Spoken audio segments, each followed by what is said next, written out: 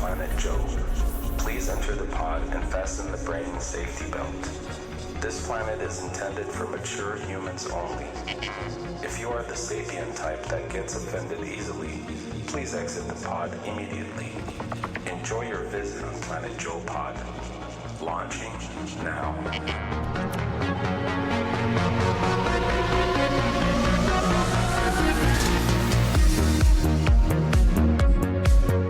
Yo, what's going on, my earthlings? Welcome to PJP. As I always say, I missed you. And here we is. I always say that gangster talk. Here we at. I have a guest here with me that you already know who it is. Shalom. Adam Cartier is in the studio. I am back. He is back. The first thing that you learn when you take a business degree is that a happy customer is a returning customer. So right. Here I am. Here he is. Here is at. He's at. Here at is. Yeah, Adam is the first Planet Joe citizen. He got his citizenship, so he doesn't need a visa. He can just land anytime he wants to. Yeah, it's a perfect system here. There's no bureaucracy, right? No borders. Just come, chill. Okay, I've got full residency. No complications. Nothing. Nada. No clothing allowed. He's naked, by the way. Yes, I am. Only my hairy chest, unfortunately. Right. But we're working on shaving that, so it's all right. So how's you? Blah, blah, blah, blah. How are you guys doing? Blah blah. It's been me, myself, and I. Yeah, right. It's been 3 weeks. I'm ashamed. This time, Adam, you're here with me, so you can give me shit for talking shit about myself. Oh yeah, you want me to go to town? Yeah. Just to... Usually he does that after. He's like, dude, why? Why are you talking down to yourself? Every week since 3 weeks ago, I was like, when is that pod gonna drop? And right. Just desperate, and I'm like, you know what? There's only one way to get a pod to drop. Come back to PJP. Seriously. And here we go. And I have to admit, I'm embarrassed to admit, but if you wouldn't come today, then I would probably skip today too. It's easy to, once you break the momentum, it's easy to just get in that lazy mode and say, I'm going to skip this week too. I wonder whether because we had such a successful first podcast, dare I say so myself. Yeah. And you did it live, that maybe you were so used to before that podcast, editing and having that system of researching, and you're like, oh, I can do this live. Yeah. That maybe kind of swung you off course a bit, because you were like, oh, it's like a whole new thing. I can just do this live. And it did, but it also created a lot more pressure of going live. I have to think of, to break down, to have my thoughts in line and know what I'm going to talk about, because there's no room for silences and. Yeah, but I wonder whether that's performance anxiety. That's probably is in your head. I think once you get over that obstacle and you're kind of set yourself free. Yeah. Then it's just gonna be an advantage. Yeah. Yeah, definitely. That's what it is. So I was talking to Adam about this before we started recording, before we hit the record button, of telling you guys that I'm going to take off the pressure and come clean and say I'm not going to do this every single week like I have before. Maybe I will, maybe I won't, but and we were talking about it at first, it sounded like maybe I shouldn't bring it up and just, record whenever I can. But then I thought, we have about a little over 300 listeners, and I'm thinking, for you guys, I think it would be fair to, tell you where I'm at, because I don't want to lose you. I'm thinking if I'm listening to a podcast on a regular basis and then I see another week there's no episode uploaded, and the week after, so I would unsubscribe, be like, it's probably done.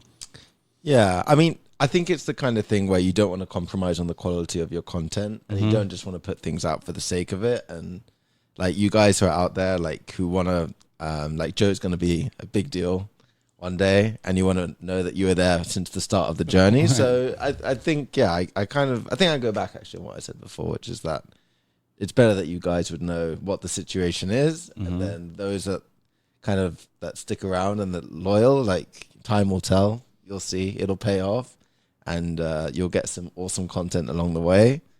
But yeah, I've got full belief in you, Joe. You're gonna go all the way. Just a matter of time. Thank you. And see, guys, this is what I was talking about when Adam wasn't here. When I was talking about Adam is the one that's, motivating me to keep going. And you heard it live. This is it. He's so nice and he's so like encouraging. Yeah, no, I mean it with pure, like completely being genuine and honest here. Like I do think that you've got a lot to offer, and it's just kind of a matter of time, and there's no reason to rush to get to the finish line. So. Right. It's kind of it's a marathon, not a sprint. And it's like it's one of those things where you play the long game to some extent, and you got to like win the war, not every battle. Right. And if right now you can't win the battles, you got to like be smart about it. And, yeah. And also, and I mentioned this before, I'm going through some shit in my life with. I have, what is it, next week, 10 days, the 27th of October, I have the trial with my ex. So that kept my mind kind of busy and stressed, and I'm sure after the court, I'll probably, my head won't be in the right track. So on the other hand, on one side of the coin, I'm like, I don't want to just, press record and bore you guys and just blabber, which Adam loves when I say that. Yeah, it's my favorite word that comes out your mouth. Yeah. Whale blabber. Right. So I'm thinking it'll be better like to record when I feel I have something to share with you, something interesting that you guys, can enjoy, versus just recording every week.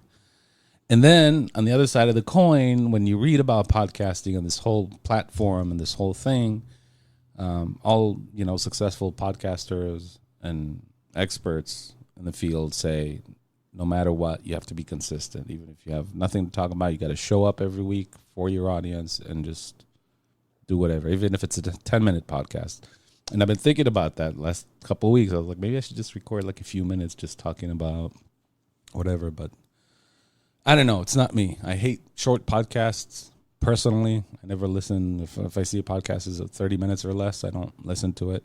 And yeah, I think... Look, I don't think at any point you should the circumstances should necessarily dictate the situation, but I think that like there are definitely moments when, especially when it's kind of like an artistic pursuit, and this is on some level this is an artistic pursuit, that like you kind of want to do justice to your work, you want to do justice to your art, and you know that if you can't produce content which will kind of reach that level that you want it to be at, it kind of makes sense, and I guess that's why you're communicating it now, which is, I mean, as you can see, guys, like, that Joe is, wants to keep that kind of healthy relationship going. Yeah. So, honestly, like, I don't think I've ever, in any social media platform or anything, I never had like over 300 people actually, tune in and listen, and I feel like I owe you guys something for that, like at least being honest.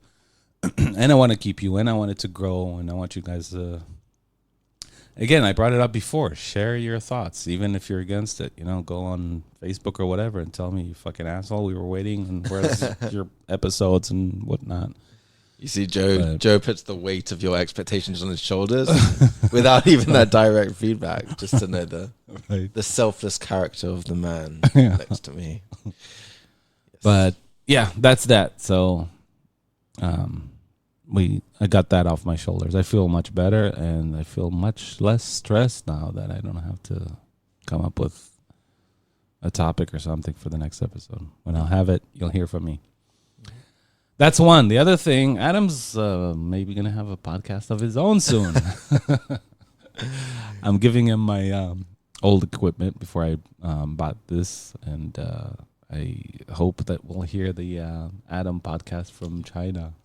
Yeah, like, so I was so pleasantly surprised by our conversation last time. I don't think either of us really knew what would come out, and after speaking for close to 5 hours, afterwards I started contemplating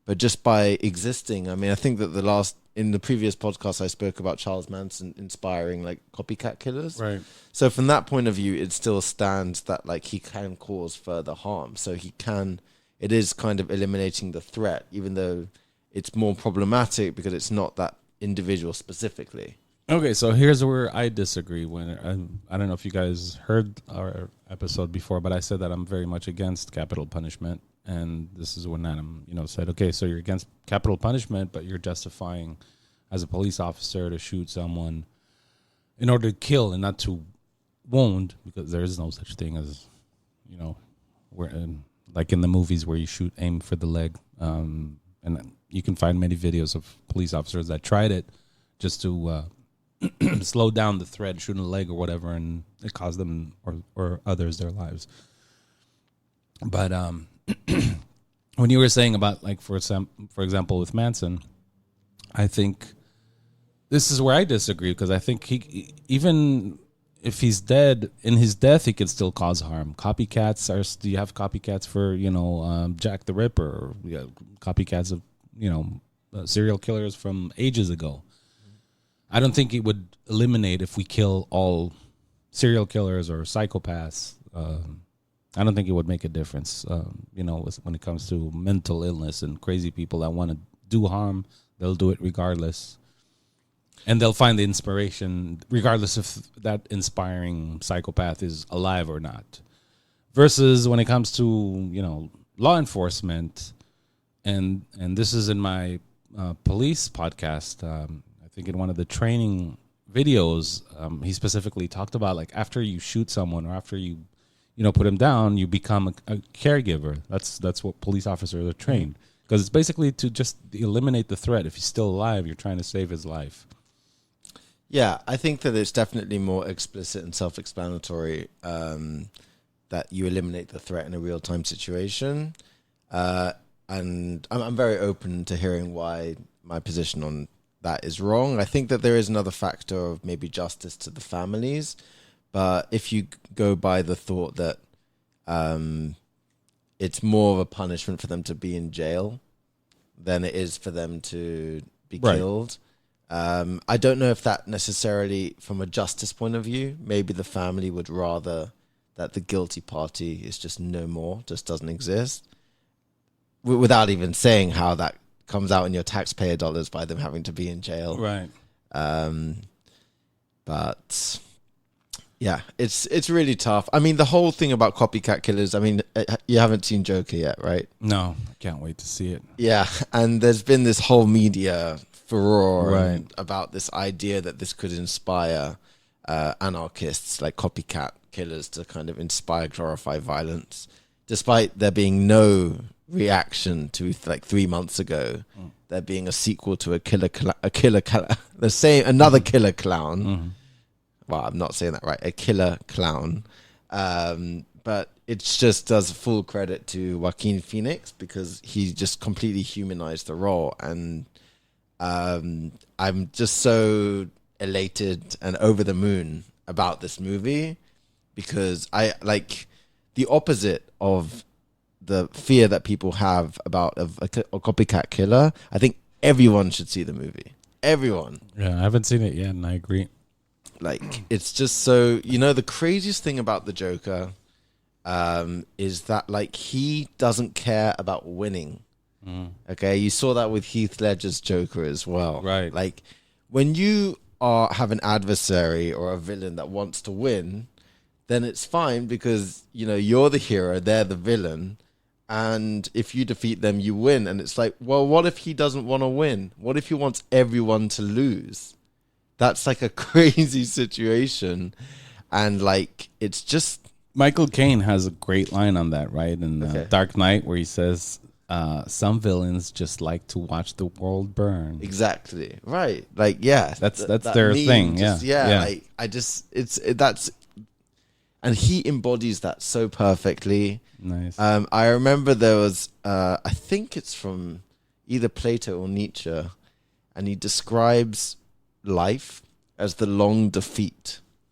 And I think that's such a perfect way, like, of almost like a I wouldn't say nihilist, but it's like a cynical way of looking at life, which is kind of true, which is that in the end you die. Mm-hmm. And so, like, you can talk about the journey you go through and all the wins that you have, but in the end, it's a defeat.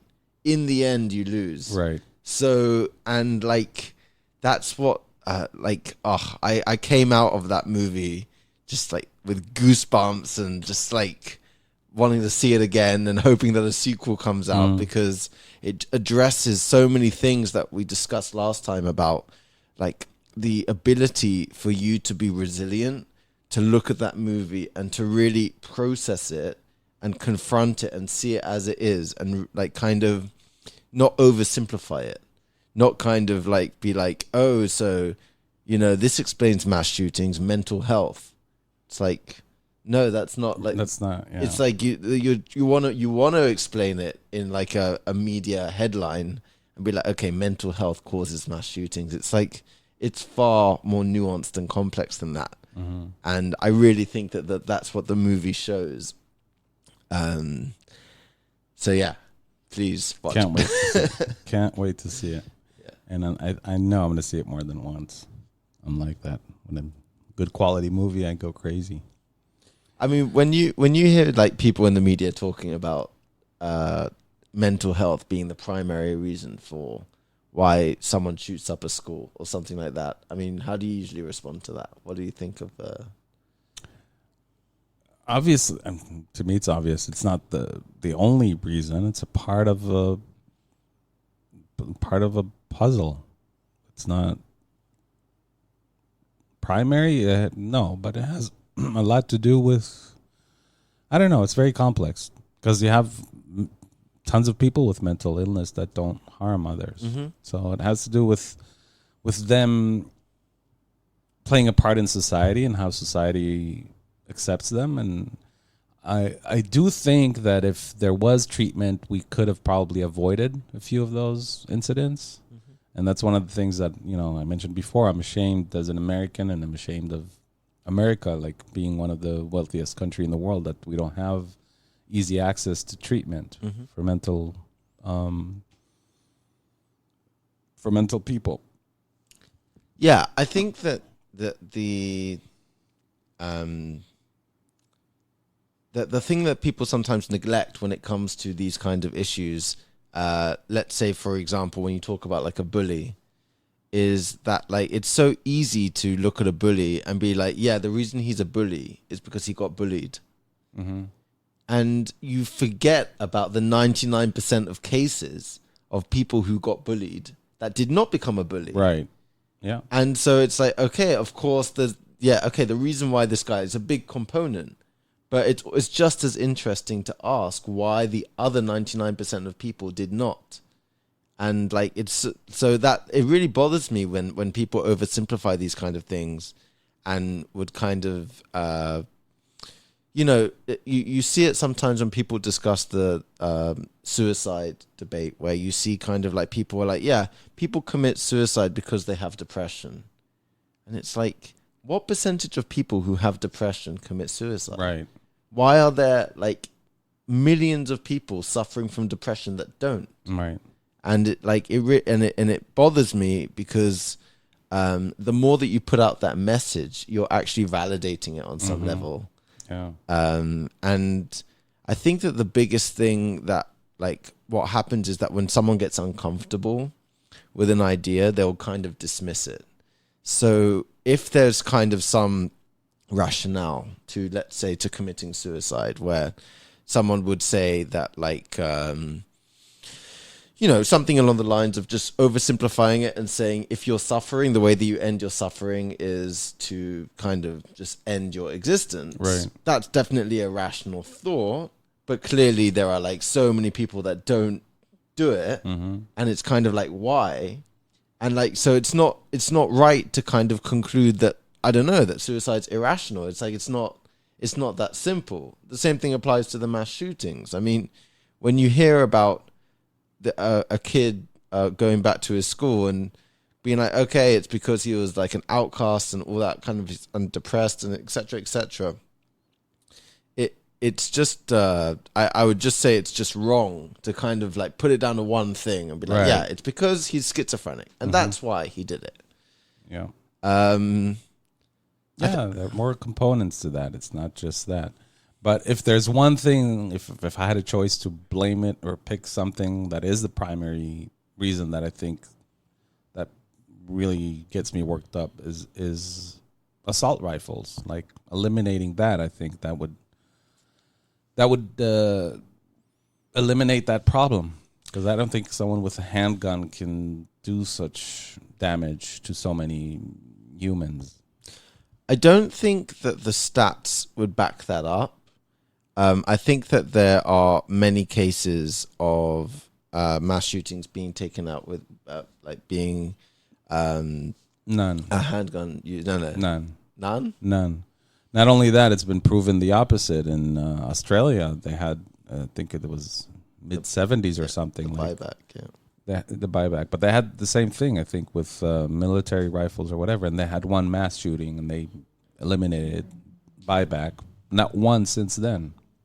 Yeah, I'm not well informed enough with the stats to say. I do think that when you're talking about gun legislation, that there are just some common sense things that just, you know, I mean, I, for example, don't see the logic of having access to an AR-15, but I'm sure there is one. No, it's just people that love that toy and they don't want to give it up, you know. And I hate the excuse where they say it's in the Constitution, the Second Amendment, where they were talking about, you know, back in the days they didn't have such thing. But as a defense weapon, right? Like, because I've actually shot like an AR and like a handgun, and like there is no question when it comes to kind of accuracy that like if you want to defend yourself, like there's no question that the AR is more accurate. Defend yourself from what? Military, yes. Exactly. You're right. But from a burglar who breaks into your house, do you need an assault rifle, a military-grade rifle, a machine gun to mow down your whole house to kill that burglar? Definitely not a machine gun. Definitely not a bazooka or a tank either. Right, that's what I mean. But, you know, I think that, so the Second Amendment is at least traditionally the primary reason for it is against government tyranny. It's not even about like protection from like trespassing per se. But that being said, it's like on the one hand you could be like, come on, like let's get real. It's the 21st century. Government tyranny, come on. Yeah. It wasn't so long ago in Europe that government tyranny was very much an aspect of just life and society, and the idea that it's impossible that the American government would be tyrannical. That's what all the firearm fanatics would say. You know, yeah, we're in 21st century, but still, you never know. I want to be prepared, and I want to have, you know, all that stuff. And you don't see any logic in that? Not really, no, because I'm thinking, I see it as a conspiracy theorist type of thing, like the same thing for, you know, waiting for the apocalypse to happen and building like, you know, bunkers under your house till the day it happens, if it does happen. But meanwhile, if that thing that you love so much and your paranoia, in order to hold that law and not give it up, harms other of your fellow citizens, like, to me, it's common sense. You know what? I'll give that up. How important do you think the Constitution is to today's world? Yeah, good question. And I had many arguments with my fellow American friends about it, because I think it's very important, but I think it should be dynamic. It should change over time. I see it like the Bible. You know, it's been written so long ago. We should be able to change it and update it. So yeah, I mean, so it is a living document, you know, in that we're talking about amendments here, right? Right. What's an amendment, right? Like, yeah. I think that being said, there are some certain ways that like certain ideas that get read into the Constitution that are not there. So for example, so I'm like, well, if I'm honest, I don't know exactly where I stand on abortion, but I don't think that abortion is in the Constitution, but that they legislated abortion as constitutional because they connected it, I think, to property rights. Right.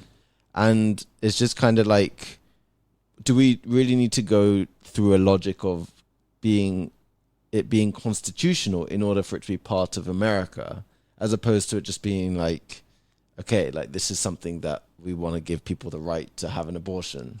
Yeah, but specifically in America, if you bind those two together, religion with constitution, it's a win-win to get votes to pass laws about anything. And if you look back in the day for women to have the right to vote, there are things in the Bible that mention, I can't remember, I don't know the Bible that well, of, there's a quote like the woman is not allowed to speak to a man or speak in church or a synagogue or something like that. And a long time ago, I watched a documentary when they brought it up, like they said, like how they get votes. And the majority of Americans are religious, and if you combine the two with Constitution and their religious beliefs, you get their vote. That's what happened in Alabama. And majority in Alabama are religious people, and that's why they voted for making abortion illegal. I think that abortion... Dark ages. Yeah. Boggles my mind. My instinct when people talk about people making abortion illegal is also that it's kind of barbaric to kind of think in that way. It is. Have you seen the last debate, the Democratic debate? The most recent, like this week? No, I haven't seen this week. So Elizabeth Warren brought it up about the abortion thing, and she brought up a good point. She said even back in the dark ages when it was illegal, or pick a time in history, the women that did get abortion were the wealthy women that they can travel and go to places where they can have an abortion. So it's like an assault on the ones that can afford it. And it's the same thing that's happening now in Alabama. Women that want to get abortion, they just cross state lines and they do it. But women that can't afford to have health care across the state lines, they're criminals. So I want to build on what I said before to do it full justice, which is that my instinct is that abortion is barbaric, but... Wait, you're saying abortion is barbaric? Sorry, that banning abortion is barbaric. It scared me there for a minute. Abortion is barbaric. Blasphemy. But I am going to now give you some kind of logic as to why abortion is really problematic. So I think this is an example of where people talk past each other, which is that what do people mean by life? So if a religious person believes that this is a separate living being that's alive since conception or something along those lines, so they're talking about saving a life. And when someone else will be kind of like, no, it's not alive, it's a zygote, it's a bundle of cells, whatever it might be. So then you've got two people talking past each other because like they're not talking about the same thing. So I think that if there's any middle ground here, I think that everyone can agree that even though it is part of a woman's body when there is essentially a fetus growing inside her, okay, there is something separate about it. It's connected to the body, but it is a separate entity that's growing in there. So I don't buy it when people say it's my body, it's my choice, because it's kind of like a separate body. That's what I find a little bit problematic from... Okay, so if you think, let's say, a crack user female gets pregnant somewhere in the ghettos and she decides to have an abortion, like you said, and it's my body, it's my decision, because this child, there's a high probability that he's going to be a crack baby, and even if he won't, he's going to be born in an environment where, if you ask me, it's better to be dead. So I think that what happens sometimes, or after rape, or I could find numerous reasons why. I think that what happens is sometimes with the abortion discussions, if people talk about these cases of rape or incest or a baby being born with AIDS or with addiction to crack. And I don't think that that's the vast majority of abortions. That's like 1% of cases, maybe. Well, right, but I just pinpointed on something that where you disagree on them. I just want to hear, okay, so what are your thoughts there? Okay, so if people, like, I'm very happy to start with the point where we say that whenever there's a case of rape or incest, or where the baby's going to be born addicted to a certain drug or born with an illness, okay, need to elaborate on illness, but then I agree that there's a right to an abortion. The reason why is like I think there's a huge moral controversy around a mother knowing that their baby is autistic or has Down syndrome and then deciding to abort it. Like, I really think that's an issue. Or dwarfism, for example. I mean, it's not unhealthy. It's just right. So, and we're going to hear more and more about that when genetic engineering really picks up and the whole design of babies and all that kind of thing. But so if we put that on the side and we agree, okay, those cases should be a right to abortion. Okay, so let's talk on an average situation. Right. Someone who gets pregnant, she's healthy home. Yeah. And she doesn't want the baby. Yeah. The government has the right to step in and say no. If it's a life, yeah. If it's a separate life, if it has rights. So you don't believe in science? Science says, what is it on 9th week? Is that, I can't remember. Heartbeat? No, the nervous system. That's when a life is actually.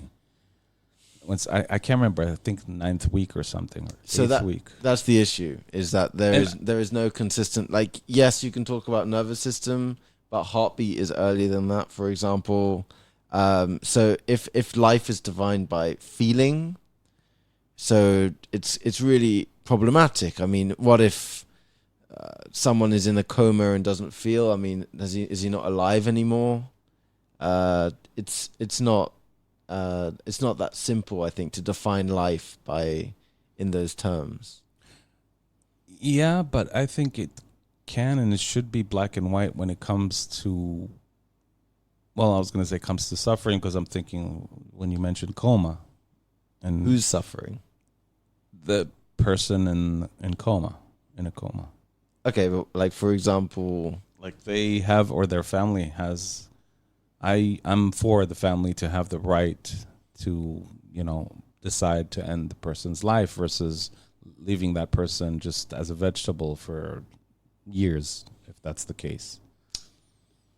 Yeah, except there are these cases, right? These surprise cases where somebody comes out of a coma, and so you effectively could be deciding to end someone's life that might not approve it. They might be locked in. They might be hearing all the conversations. Again, I don't want to go to the extreme case, right? I think when you have these conversations, it's important to talk about the standard, the regular case. And by the way, I do believe in the right to die. Like, I do agree. I was going to ask you that. What are your thoughts about assisted suicide? Yeah, I do believe in the right to die. But that being said, it's like, for who or for whom are we talking about?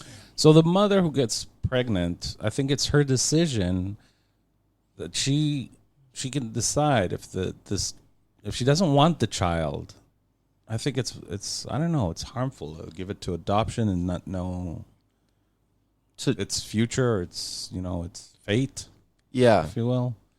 If the mother decides she doesn't want to have the child, then okay, but I think that the adoption conversation is a separate conversation from the life conversation. Again, you're talking to a nihilist. Life is overrated. Yeah, so no big deal. If you want to kill him, kill him. Long defeat thing, right? Look, it's also, I think, there needs to be a difference between assisted suicide and euthanasia. So, whereas as far as I know, assisted suicide means that there is approval from the person that wants to die. Right. And euthanasia could be someone in a coma, and it's like, okay. Yeah, it's different, right? And it's kind of interesting, actually, because my dog in London is very unwell at the moment. And it's funny how the instinct when it comes to dogs is like, okay, like, so if she's really suffering, then like we shouldn't like let her suffer. Right. And that like we should give her the honor and the dignity for her to like not spend her final few weeks suffering.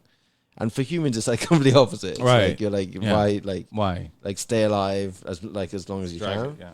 But there definitely probably are cases where people have a change of mind, and that's why I asked for whom, because like if somebody gets like a terminal cancer diagnosis and then like decides they want to end their life, like there is always the possibility that of that like miraculous situation which can turn around. And like I know that like your sister like fought to like the very last day, for example. So yeah, I was gonna mention something with that because I'll never forget this. At one point, my sister was crying, and my dad was there, and she was like, "That's it. I can't take it anymore." And my father asked her, "Well, what do you mean? What, do you want to die? You're crazy. They're doing it." And she's like, "Yeah. I just want to end it. I can't take it anymore." And to see a loved one, going through that, I can understand. I can't imagine, the suffering. I mean, she's been fighting for her life for 8 months. So yeah, that's why I'm for assisted suicide or whatever. And then many situations, like even the doctors said, like even if she does come out of it, they don't know like how is she going to live on a wheelchair for the rest of her life. Like her body was just deteriorating so bad. So there are these awful stories about, like, for example, patients who have ALS that don't get the opportunity to have assisted suicide. Just to clarify, ALS is a degenerative brain disorder where, like, effectively even the most fit, most physically healthy person, like, within a few years deteriorates. It's what Stephen Hawking had. And he, like, was given, like, a few years to live, and he survived, like, I don't know, like 30, 40 years, even longer. And what they do, unfortunately, is that they will often starve themselves, because if they don't get permission from the government to have assisted suicide, like, they will just find a way to do it. And that, I mean, that's like unbelievably tragic, and it's like really difficult actually to hear that your sister like came to that conclusion about her suffering. I think that the reason why it's a tough precedent is because what happens when you have a 25-year-old kid who's nihilistic and gave up on life and wants to go to Switzerland to get assisted suicide? It's like, who is entitled to this right? And where is the line? And that's like a really, really tough line to figure out, like, who is allowed to take this decision. Like, there was, I think, even in Holland or something, there was a girl who was like 17 or something who decided that she wants to do this, like, to end her life. Like, she tried everything and like major depression. And in the end, like, they did like a whole documentary about her. She actually decided on the day not to do it. And it was like really uplifting. I actually don't know actually what's happened since. I really hope that she stayed alive, but it's a double-edged sword. I mean, if it was legal, I'm sure you'd find cases of people taking advantage of it. And, like, I don't know, some parent, killing their child and saying that's what they wanted. They wanted to kill themselves. So, yeah, look, I think that I get my instinct when it comes to abortion is that I'm pro-abortion up to a point, maybe up to 3 months. I think that there is, like you said, like the point that especially when a nervous system develops and that the child can suffer, that it becomes increasingly more of a moral question. But I do think that the question about what happens after the baby is born in terms of like adoption and foster care and the mother not wanting the child. That's where I'm at with this. If this child is not about to have a good, healthy life, I'm for abortion. If the parent, if it's too much for the parents, if they have 4 kids and the mother gets pregnant and she doesn't want the 5th because they can't afford it, I'm for that, for them, for the family to make that decision to make an abortion. But you see that people who would be pro-life, if they see that 20-week-old fetus as being a life, a separate entity from the mother, then they are protecting an unborn life. You can kind of see where they're coming from. Not really, because first of all, I hate that term pro-life, because most of the pro-lifers anti-abortion. Yeah. Most of the pro-lifers are it comes from religion, and they're pro-life until I can't remember. One of the comedians said, I think it was Until it's born, right? No, until he's gay or until he steps on my porch. That's where the AR-15 comes out. Yeah, exactly. They're pro-life until he becomes gay or steps on my porch, and that's a great description of those people. But yeah, anti-abortionists. I think their agenda is not genuine. That's where I come with that whole movement, against that whole movement. I think I'm sure that there are those that have their own agenda. I do think that there's also plenty of people who are anti-abortion with good faith. Absolutely. And in fact, I think some of the people who lead the movement are like used to be abortion doctors or something like that. But it reminds me, maybe it could be a good segue to move to a different subject. It reminds me of the feminist movement. Okay. So, as you know, I was working in the adult industry, in the porn industry, and had the honor of knowing many women that worked in the industry. Mm-hmm. They were kind of feminists, but they hated the feminist movement because the feminist movement was against pornography. That always said, it's degrading women. It's only for to serve the male population on the planet or whatever. And most of the women that worked in the porn industry, they had more control than the director, the producer, the actors. They decided everything and anything, and they wanted to enjoy their sexual freedom, and they wanted to make a living out of it. Mm-hmm. So just like the abortion, the pro-lifers, that's what it reminded me, the feminist movement, that they're all for women, but they're hurting women. So the same thing with the anti-abortion movement. They're against it, but they might be hurting someone who's, if they're against it, he would be born to a shitty life. Yeah. If that makes sense. Yeah, I think it happens a lot, actually, where people end up being their own worst enemy. Yeah.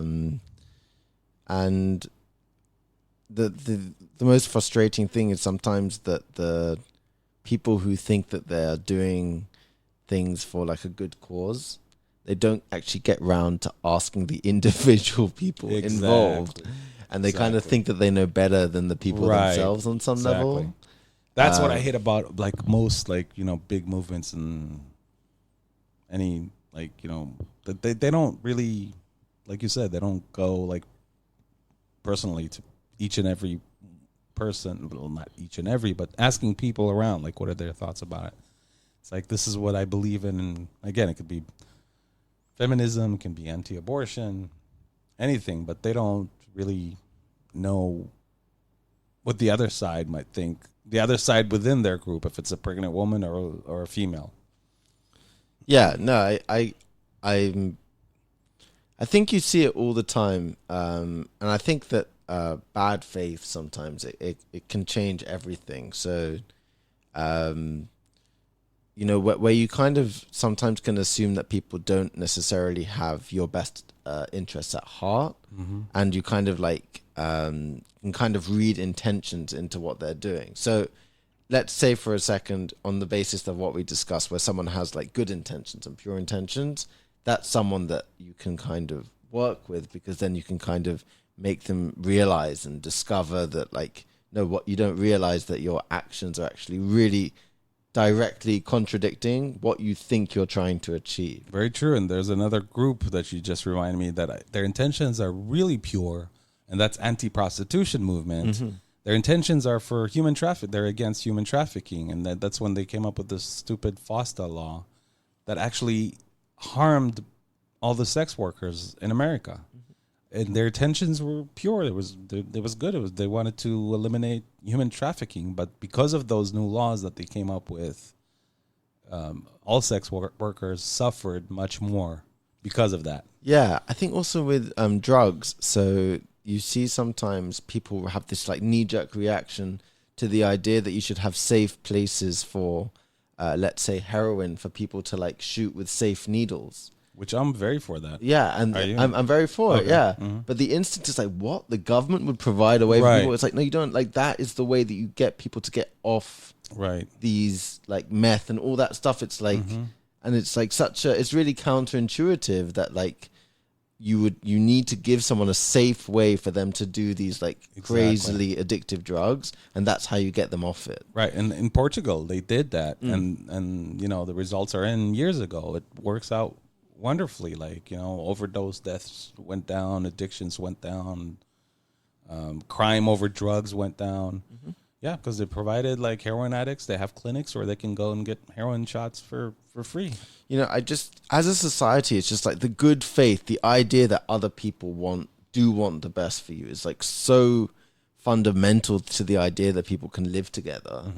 And the moment that you assume that you have bad actors, that people are acting in bad faith, I think that, I mean, I haven't seen the most recent Democratic debate, but like you see this, I don't want to say establishment, but you see this kind of characterization, for example, of everyone who votes Trump.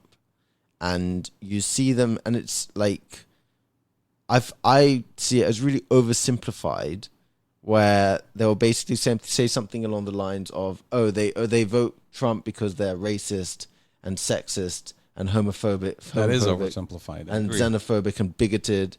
And it's like the moment that you just kind of assume the other side has bad faith, and like that the only reason why they would vote Trump is for these kind of like outdated and discriminatory and like racist views, you've basically alienated 50% of the population.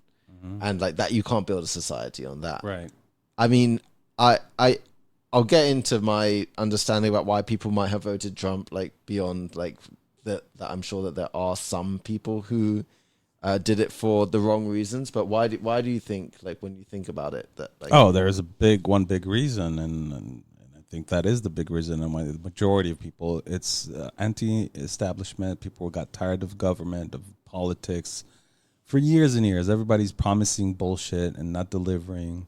I myself felt that, you know, with every election, you feel like, okay, this might be the right person, and nothing happens. And all of a sudden comes someone who's not a politician.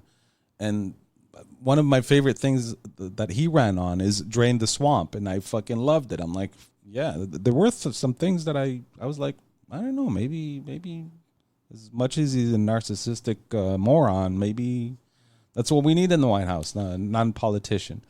So I think that the thing is that in an ideal situation, the character of the person in the Oval Office is important. We need a vagina in there. That's what yeah. Yeah, maybe after many schmeckles right. comes the clam. But like and I think that what happens is that people kind of sidelined policy. So when you had this kind of Trump against Clinton race, it was this kind of, who would you rather have a beer with? Like, who would you rather kind of, who do you see as kind of more presidential, but only from the point of view of their personality and it's like, what, like that. So many people who today are pro-Trump will say they're not happy with how he does it, but they're happy with the result. They're happy with what comes out at the end of it. And especially in this environment of trigger warnings and PC bullshit, like so many people see him as this battering ram that they're just like, fuck you, take this hammer. Because this guy, right. Trump, is completely shameless. Like a few weeks before the elections, this whole thing about grab her by the pussy came out. Yeah. And he just kept going. And it's like every other politician would crumble and implode. Yeah. How can you recover from that? Yeah. Trump has no shame. Yeah. And it's like, okay, I'm not a fan of Trump's way of doing things, or like in general, just I'm not happy with his rhetoric. Okay. It leaves a lot to be desired. But the idea that is more important than the end result of the policy is wrong. Now, that being said, do you want both? Yeah, you want both, because the president's words do have an impact. The way that they articulate themselves, absolutely, like it has an impact. Huge. I completely hate it when some of these Democratic presidential candidates talk about Trump being responsible for like violence, like through his tweets or something, like responsible for white supremacy. It's like, let's not overdo this a second. There are elements, there's a grain of truth in that, but like this kind of direct, oversimplified connection. It is oversimplified, but I think it has a lot of weight in that. If you try to put your mind into the, let's say, a white supremacist, who that's his beliefs, and then the president throws in one or two words, that's enough for him to go commit a crime and run people over in a protest. Yeah, but that, like, even though that may be true, that he's it's the fucking president that agrees with my psycho thoughts.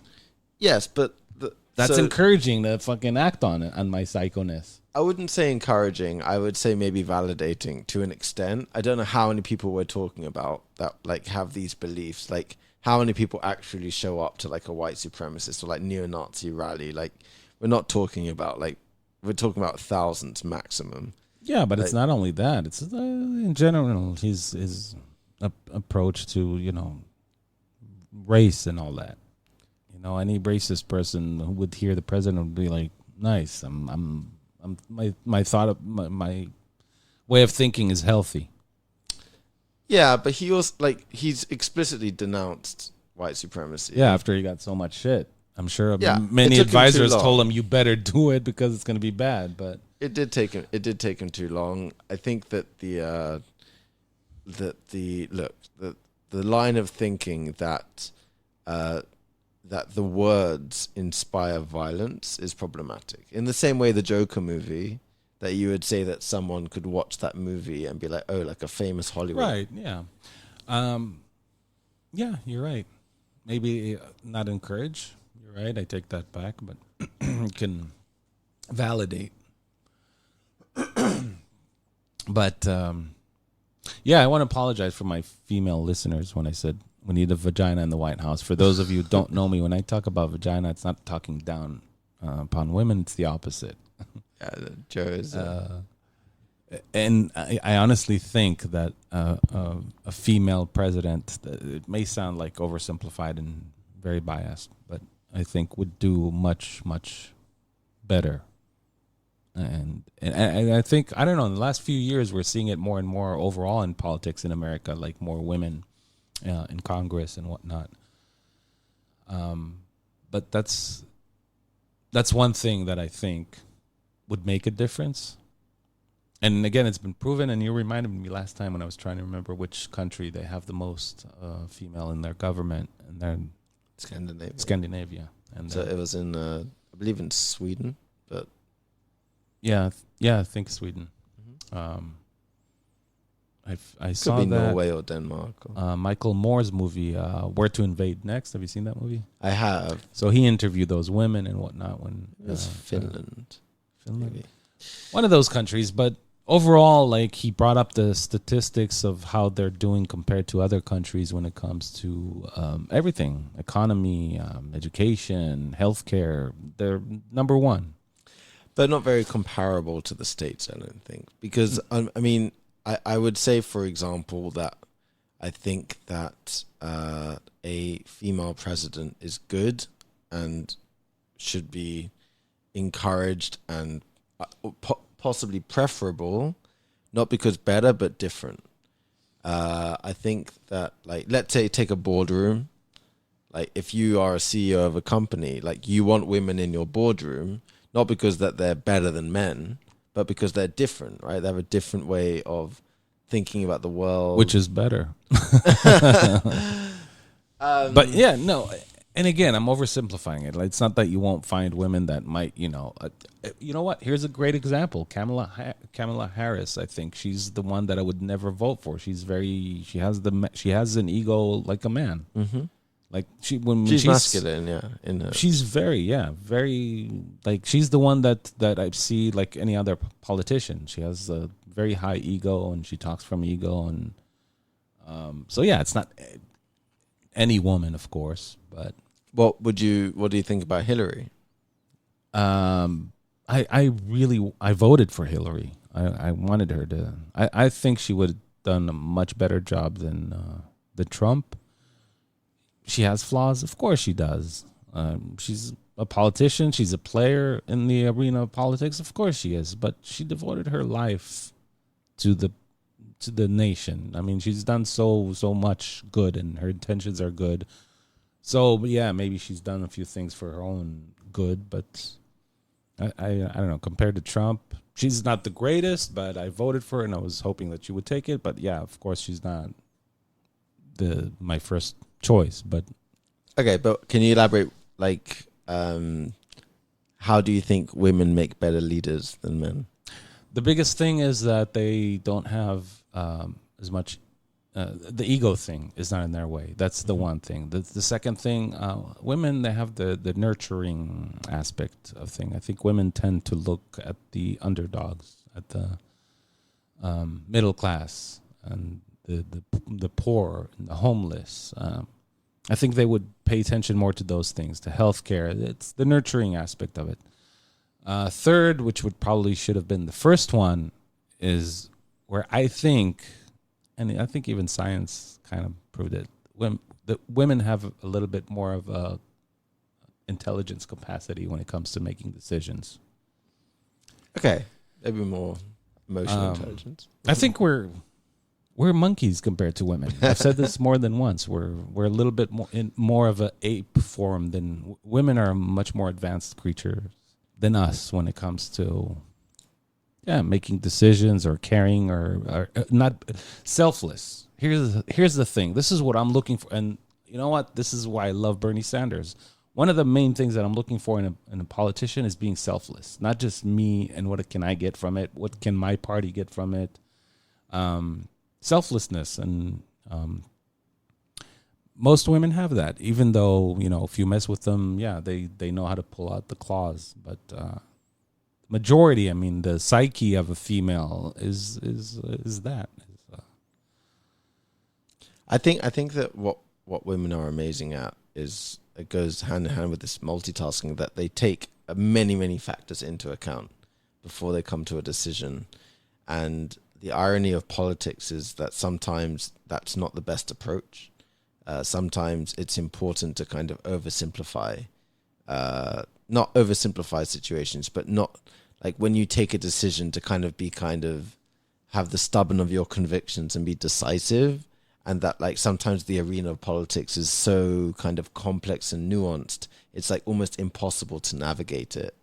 There's kind of this analogy of this thing called a python, which is when the military has encounters a minefield, what they will do is they will send out this kind of rocket, this long rocket that's like a long python that goes from one side of the minefield to the other, and then it will explode. It won't explode the whole minefield, but it will make a path. Yeah. And that's what I think men are sometimes good at, is that they kind of like neglect and ignore like kind of the other mind, and that they kind of have that. Are you familiar with this instrument? No. And it's like, and I think that, but it's a good analogy. Yeah, and sometimes women, because they are more caring and nurturing, they'll kind of want to kind of make it more all encompassing, and that's not always the most effective way when it comes to politics.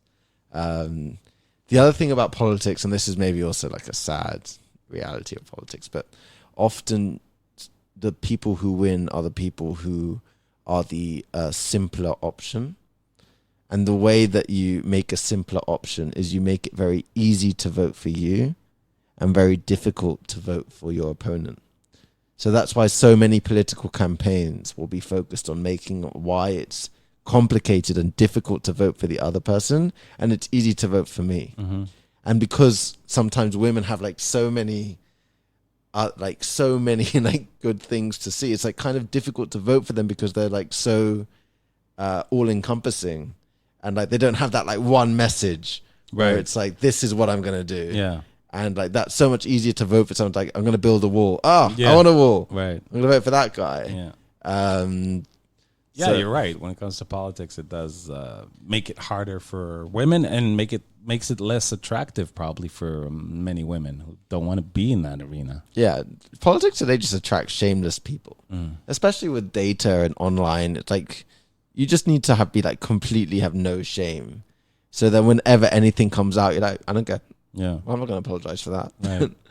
Like, I mean, in terms of the comparison with Scandinavia or specifically Finland or whichever country it may be, like, it's very difficult to compare the States to that, to Australia, even when you talk about the guns. Because, firstly, population-wise, we're talking about a much larger population. Mm-hmm. Secondly, culturally, Scandinavian countries are very, very like, they are homogenous. They're almost completely white. Yeah. And like America is a melting pot of cultures, and Right. so it's like far more difficult to kind of take everyone into account. Yeah, you can never in America. I think probably anywhere when it comes to politics, you can never ever please everyone. I don't think that's possible anywhere. But there's also, especially in America, like, there's a reality. Like, I didn't mention it before, but there's like 300 million guns, or more guns than people in circulation in America. Much more. It's like 600 and something million. Right. So It's like double the population. So when we spoke about kind of the legality of a situation, okay, be it abortion or guns, like, just because you make it illegal from the top down doesn't mean that it's so easy, like it was in Australia, to do a buyback program. I think it's impossible because I know I had some very good friends in law enforcement who are gun fanatics they would literally go for a war and not give up their gun. But I meant more along the lines of a black market, which is that if you want an abortion and it's illegal, so you'll find a way. Okay, maybe you'll cross a state line, but maybe in your own state, if there's a demand for it, there'll be a black market for it. If there's guns, suddenly all guns are illegal. The government comes to confiscate the guns or to buy them back. But here's the thing. First of all, there is a black market for guns. Right. That's when it comes to gangs and all that. Mm-hmm.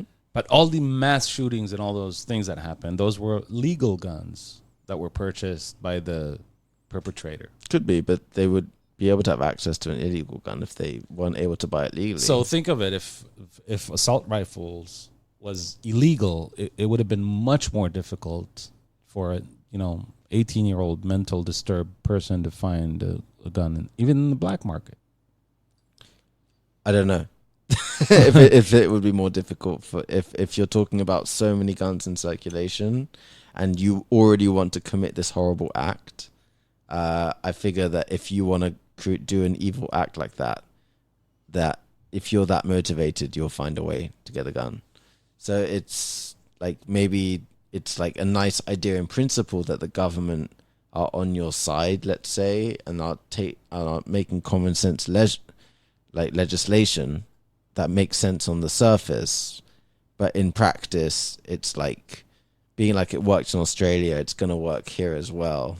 It's like not the same situation. You might be right.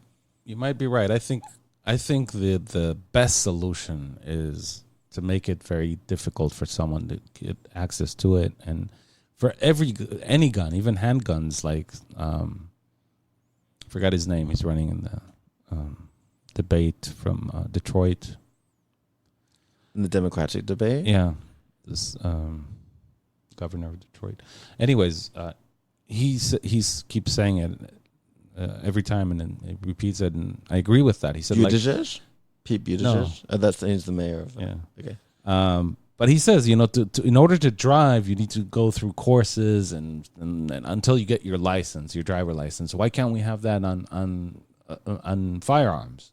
Cory Booker? Yeah, thank you. Okay. And it's true. I think that would make a difference if for everyone who wants to get a gun, they have to go through a long process and understand the responsibility of it. Yeah. I think that the comparison with a car or even a pilot license, right? Like, right. That you're talking about a dangerous access to a dangerous piece of equipment that, like, yeah, so for assault rifles, make it even more difficult. Like, you need to get fighter.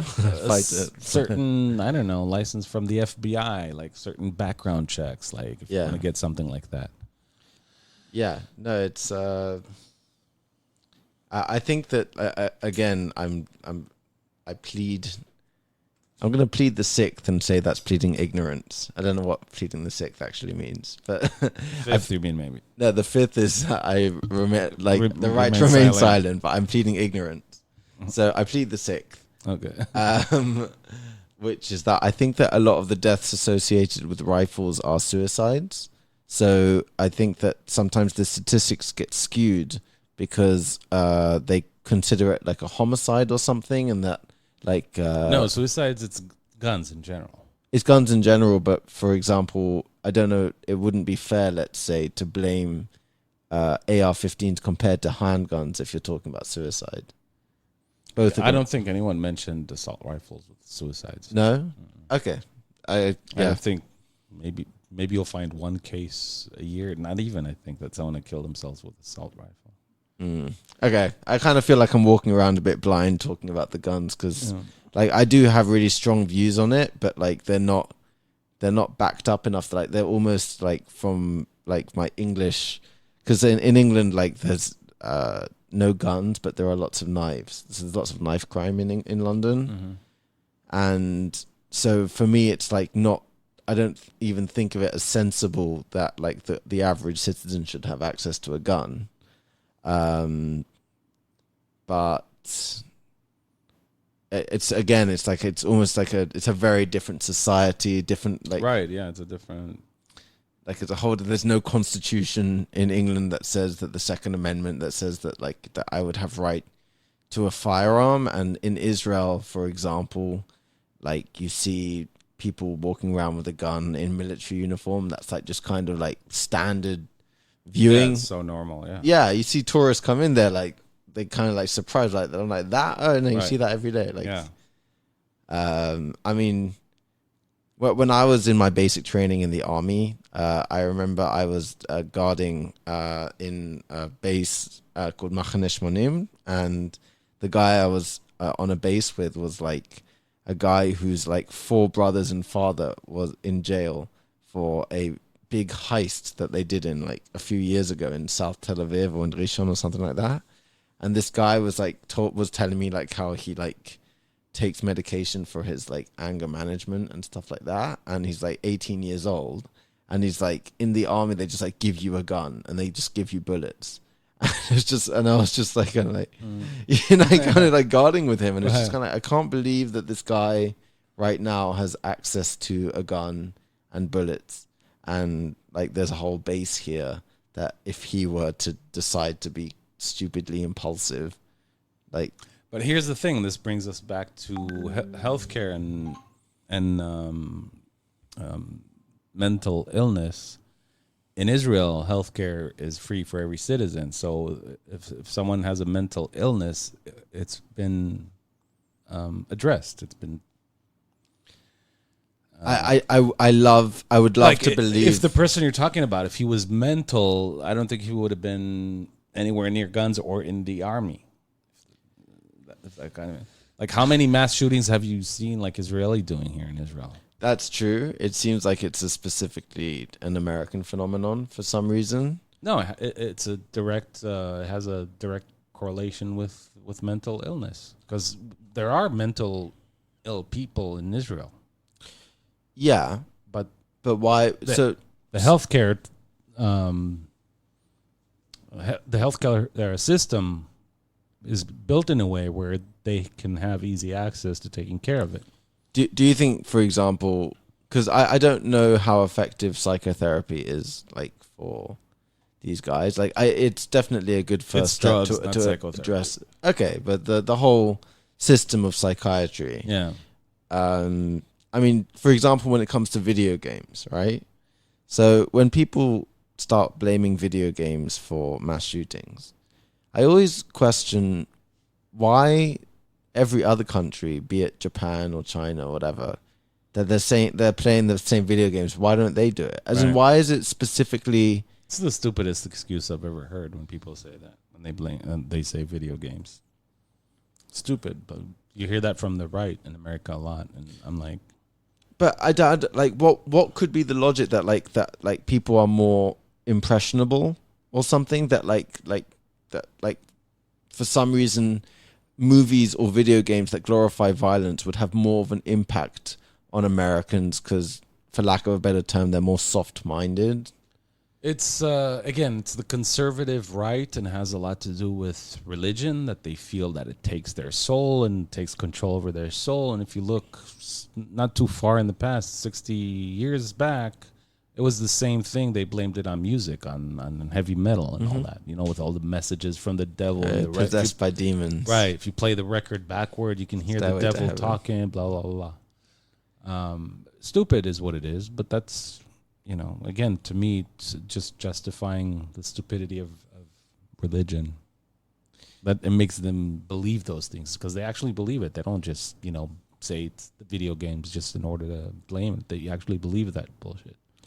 Yeah. I think it's one of those things where it's like you don't want to address the symptom. You want to address the cause. Right. And I think that the drugs, for example, are a great way to address the symptom. Like, I maybe saying loneliness is too simple to say as like one of the causes, but there is that kind of. So you said loneliness, and I was going to say you hit it on the nail, and then you said it's too simple. I don't think it's too simple to say that. And just today, I've seen a TED Talk by Johan. What was his last name? I played a TED Talk of his in one of my episodes. If you heard that, he was talking about depression and drugs, the experiment they did with rats and heroin and all that. Remember? So he has a new TED Talk.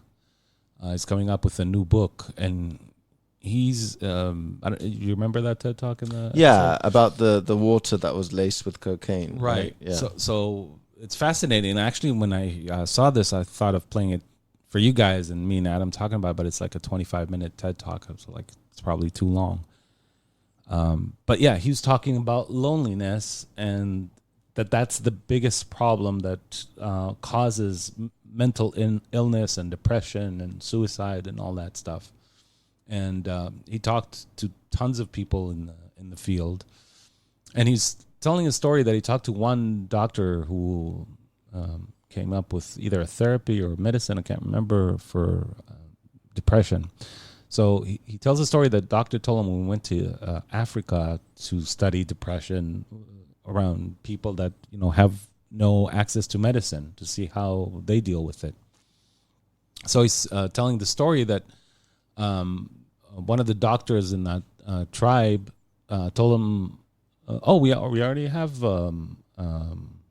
medicine for depression and all that. And the doctor thought right away, he's talking probably about herbal medicine, like they found probably something that they have in the fields or whatever.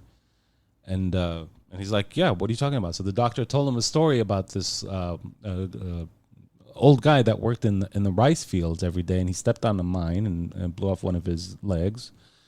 And obviously he was handicapped, and that person got so depressed, and he wanted to continue doing something. He didn't want to stay at home, and he went back to the rice fields. But because of the PTSD and all that, he was depressed, he had anxiety, he had all that stuff. And the whole tribe came together, and they talked to this older person, and they said, they figured out, like, what can we do to help him? It's like, we should take him out of the rice fields. We'll buy him a cow. They bought him a cow, and he's going to be milking cows for a living, like, for the milk. And not only that, they all supported him when it comes to societal support, like, if it's bringing food, being around him, talking to him, whatever. And the person flourished, and he has all of a sudden 5 cows, and he's happy, and da-da-da. And that's what the doctor of the tribe told him, like, the medicine is the cow. Yeah, the cow's the antidepressant. Is the antidepressant. Yeah. And the crowd was laughing. It's like, yeah, it may sound funny, but in our society, what we're talking about is the support, is not being lonely. It's because the whole tribe, like, got together to help him. They figured out, like, the rice fields are, causing harm or not good for him. Yeah, I think it's... Well, firstly, let me actually share with the listeners about the rat, just in case anyone's not familiar with it, which is that they had a rat in a cage with nothing but one a tank of water and one water laced with cocaine. Oh, you're talking about Yeah, Jonah Harris yeah, that I was talking about? yeah. I just wanted to elaborate. And the other one was that that he created like this rat amusement park, right? Rat park with like lots of other like rat ladies for him to and like for him to have like lots of activities. And what he found was that the rat that was only had the water or the cocaine water would like basically kill itself and OD on the cocaine. And the same situation with the rat that was in the rat park was basically able to live, and it's basically had a lifestyle that was like accommodating all of its needs, and he didn't touch just never touched. Because same access, like could have easily still chosen to be addicted to the and just like. So it is definitely a question of balance and about kind of. I mean, there is this like kind of very powerful quote, which is that if a child doesn't feel warmth from those around him, from his village, he will burn it down to feel its warmth. And I think that there's something very profound about the idea that essentially we are like these crazily social animals, and that we need that social connection. And that like the idea that people do drugs, you know, just because of the drug itself is like not right. They're like they want that connection. Like it's sometimes it's not a connection, it's escape. That's what. But I don't think it's not just escapism. I think that there's some kind of social connection. There's some kind of relationship with that state of like that feeling of kind of like that reciprocity, that like that the drug is giving you something, not only that you are escaping. Okay, because that's definitely an element of getting high. Let's not kind of. I'm not dismissing that. Like, I don't want to throw the baby out with the bathwater. Right. No, but the explanation is that, I mean, you have people in abused homes that they have the connection, but the connection is, you know, a punch in the face every day. That they go to drugs. Or people that do have, no, there are many, and Jonah actually talked about the new TED Talk about people that are not happy at their jobs. They're looking for the escape, for the something exciting in their lives, and that's drugs or gambling or any type of addiction. So it's pinpointed to escaping, and that's where addictions come from, escaping from the cage that you're not happy.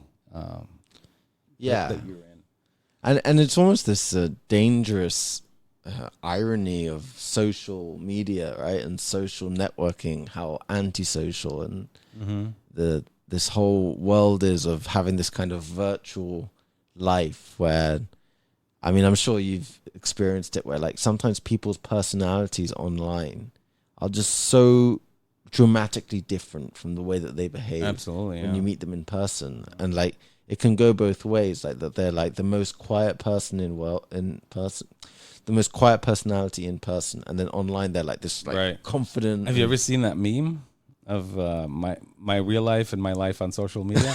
My real life, you see him sitting on the couch, the whole house is like trashed and cans on the floor and rats running around, and the other half of the picture is my life on social media. He's like on a speedboat with chicks behind him. Yeah, it's like the polished version of life. I mean, there's also that great one about like fights on social media with like the two dogs who are like barking at each other like crazy, and then when they lift the barrier between them, they're both like kind of like looking aside, like kind of like there's that Simpson thing also, like with where they're on the leash, and then when the leash is snapped and they can actually they're just like like so like it's like hold me back, right. I said hold me back. Like exactly. So I don't know, it's a scary idea that the technology and our social life is just become more and more digital. So here's my question for you. Do you think it's like, when it comes to social media and, you know, depression, trolls, whatever, do you think it's going to get worse, or we're going to overcome it and realize that it's just causing us harm and we'll somehow overcome it?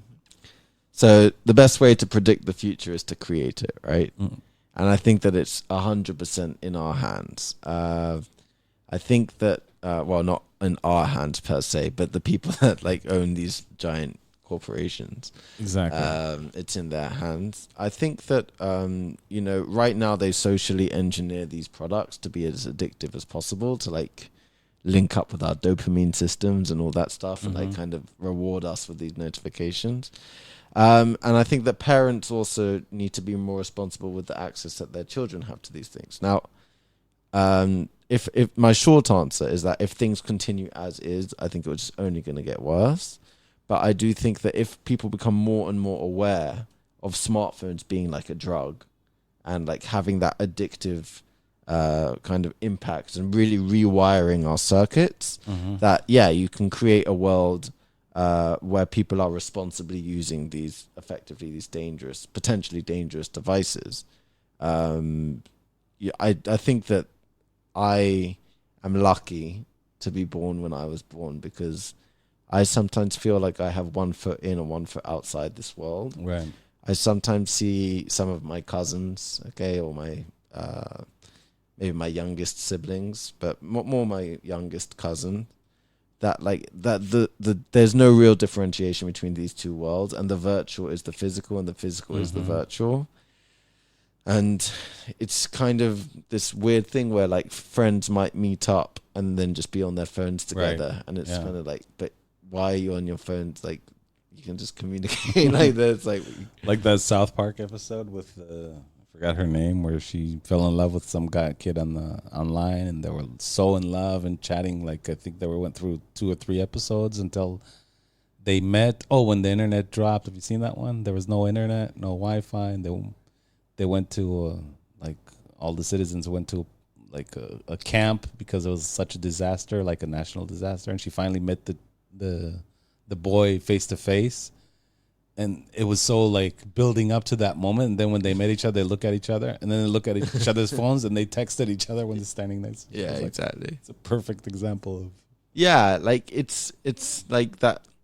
It's funny how it's almost anticlimactic, like that. Like there's almost like there's no such thing as a blind date anymore, where it's like there's kind of this assumption with when you go. Thank God, right? I don't know, because if people put out this image of themselves which is not realistic on social media, you're getting a complete false impression about what the person is. Now, on the one hand, you can see what they look like on their social media photos, the ones that they chose, they filter the ones that they like. But okay, you get an idea about what they look like. So from that point of view, it's definitely not blind in terms of appearance. But at least you'd like to think that the reason you go on a first date is to ask each other questions. But it's even possible to kind of get the answer to those questions without even meeting them. So it's kind of like this weird thing where this kind of old idea that you would meet a stranger and get to know them like doesn't really exist anymore. And I really don't like that. Oh, I love it. You do? Yeah. That like you know. For me, I'm even taking it 10 steps forward. That's why, like here in Israel, it's non-existent, but in the States, you have many of those hookup websites or like dating websites. A lot of them, now that I think of it, are like swinger websites, and some of them are hookup websites. Regardless, my point is, I love the fact that we can chat and we already know if we have sexual compatibility before we go on a first date. So that's even, I'm taking it like 10 steps forward. Yeah, you took it. Not just to get to know the person, to get to know if she likes, if a guy goes down on her, if she like we talk about it like very open. Like, okay. I loved it because then you're going on a date, you're already happy, you're excited, you know the person, you know what they look like, and you know there is some compatibility there. Obviously, you don't know until you meet the person, but I loved it. I hated like pre-internet days. Yes, I'm that old. It became a job. If I had sometimes 3 dates a week, it became like a freaking job, like in interviewing people and trying to see if we're going to match or we don't match, or, it's exhausting. And for the guys, it's expensive. And I didn't like it. It's not a waste of time is not the right way to say, but I love it now that you can really find someone, at least that there's something there that you can. So from what you just discussed, I can see it from that point of view. Like when you're discussing kind of topics which are kind of more extreme topics where people are like comfortable talking about it, then I see it. Like where I think that it can be a little bit disingenuous is sometimes you can like kind of before a first date, you can kind of check some things out, and then you'll kind of, let's say, ask a question knowing the answer, and you'll just do it kind of to start conversation. And it's kind of this weird thing where it's like you're asking this question because you check something out on social media, and there's kind of this thing where it's like there's like this common understanding, but you just kind of go along with it. You like naively ask like, so where did you go to school? And it's like, I know where you went to school. But like there's this thing called flow, which you may have seen a couple of TED Talks about this, but it's usually related to happiness, and this is usually more closely connected with marriage than it is with kind of swinging or something like that. But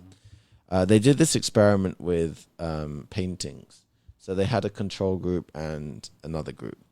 And they had something like 10 Mona Lisa paintings or something like, not Mona Lisa, 10 Da Vinci paintings. And they said to each of the participants that you can choose one of these paintings and give it a rating out of 10 about how much you like it. Now, to one group, they said that your decision is final. You can't change what you decided and come back in 2 weeks. The other group, they said that you can reverse your decision and change it for another painting whenever you like. So let's say everyone hypothetically rated the painting 7 out of 10. So what would you guess would be the results in terms of how the groups differed in terms of how they rated the painting after 2 weeks? Well, I'm sure the group that could change it, I'm sure they changed it. Let's say that they didn't change it. Would you say that they liked it more, less, or the same? I would say the group that could change it liked it less. Good. That's right. Yeah. So what the experiment found was that there's this thing called flow, which is that the ones who basically, and you can kind of make this analogous to marriage, is that once they decided it was fixed and they couldn't go back on the decision, they started to find reasons why they liked the painting. And that the rating was, for almost all of them, went higher than 7. Interesting. And then the group that they gave them the option to change, so either they did change, but the ones that didn't change, but they were always kind of considering, do I like this other one more? Yeah. And like that they kind of had access to all these different things, was either the same, or most of them, it went lower. They liked it less. So when people talk about now how like it's easier to divorce, or like how on the internet it's easier to date other people, what happens is that they say that you don't get that flow where like you kind of like you need to like feel like you're stuck with someone to start finding the reasons where like you like them, and you can't ignoring the things that you don't like. Like, you know what I mean? It's like, he doesn't do this, but he does that kind of thing. Yeah. And that's a great experiment. I've never heard of it, but that also proves like being stuck with something. Of course, you can rationalize, and that's why back in the days, it's very common when people were together for 50 years, 60 years, even though it was hard or even though they weren't happy. But so the thing is that if we know that as humans we have confirmation bias, right? So we like our decisions to be vindicated, and we like to find reasons to further justify why we do the things that we do. Right. And it's like maybe there's something about this new world of dating and this new world of communication, social media, and all these dating apps and that kind of thing, which doesn't give the opportunity for you to develop that confirmation bias, where you kind of have that like echo chamber. And like suddenly you start like neglecting and ignoring this other information and kind of like zeroing in and kind of almost obsessing about like this one person. Interesting, but the other side of it is that's how you can find something that you like. If you experiment with different personalities, different. Yeah, but I think there's an upper limit. So there's this like paradox of choice, which is that like if there's like 100 choices, now you're in trouble. Okay, I'm with you. Maybe 3 or 4, but you probably had that feeling in a supermarket where you just want to buy some shampoo. I've had that with dating in my younger days. I admit it. Now that you're talking about it, I had times where my friends were like, "You're addicted to new." That's the thing. Like it was like I didn't give it a chance to see if it's going to develop something. Like, okay, done with this. Let's move to the next. Move to the next. Move to the next. Yeah, because there's something so stimulating and engaging about a new experience. Absolutely. And there's something that the benefits of not having new and not changing are not as natural to us. Mm-hmm. But there definitely is something to it. But like it's almost something that needs to be experienced. Like after you settle in a certain place or you're with someone for a certain period of time, like it's like not something that you expect actually. I think you sometimes you surprise yourself. You're like, oh, like I thought I would be in this job for like 3 months and I've stepped in and you know what? And it's grown, it's developed. I think that actually it really applies to the way that people think about jobs nowadays, which is that people have this idea that they should like kind of live their dream and follow their passion. And it's such bad advice because on the one hand, it's really good advice for certain people that have the work ethic and the passion to really follow it through. Most people don't have that. Right. And so that what happens is that when they have a job that they don't like, they don't give themselves an opportunity to really develop and grow. And who knows, if you end up being good at something, whether it's as a plumber or whatever it might be, like you might actually like the fact that you get better and that you're getting good at it. And you actually start to kind of like, next thing you know, you're like passionate about this thing that you didn't actually like doing originally. Mm-hmm. You see it with relationships too sometimes, Yeah. right? You see like people develop feelings like, and it's not the fire's not there at the start. Yeah, and plus you have to take under consideration, and I think many people don't, is that we change over time. We grow differently. We come up with different passions. Well, maybe not passions, but yeah, our minds change as we grow. We do change. Specifically when it comes to relationships. That's why it's so hard for me to comprehend, like to believe that actually two people can actually really be happy. I mean, I'm not saying it doesn't exist, but I see it, to me, it's like lottery. It's like really to find that compatibility where you grow together and you change together where you still love and are happy with each other. Like in most cases where you have those long relationships, it's the status quo. This is what it is. We have the kids. We're not going to do it now. We're old or whatever. And I remember when I was young, when I just started in the whole swinging thing, it was my dream. My ultimate dream is to meet a bisexual woman that we can have sex with other women together. And I'm like, this, if I find this girl, that's it. I'm spending the rest of my life with her. Mm-hmm. And the first relationship I had, it was that. Like I had a girlfriend, like I met her. She was a stripper. Like we were 3 years together. She brought girls home. Like I was like, this is it. But believe it or not, we change. We grow from, where I remember telling myself, my whole life, I said, this is my dream girl. I would never leave her. But all of a sudden, even this is like, we changed like our. So that's when it comes to jobs, career, or relationships.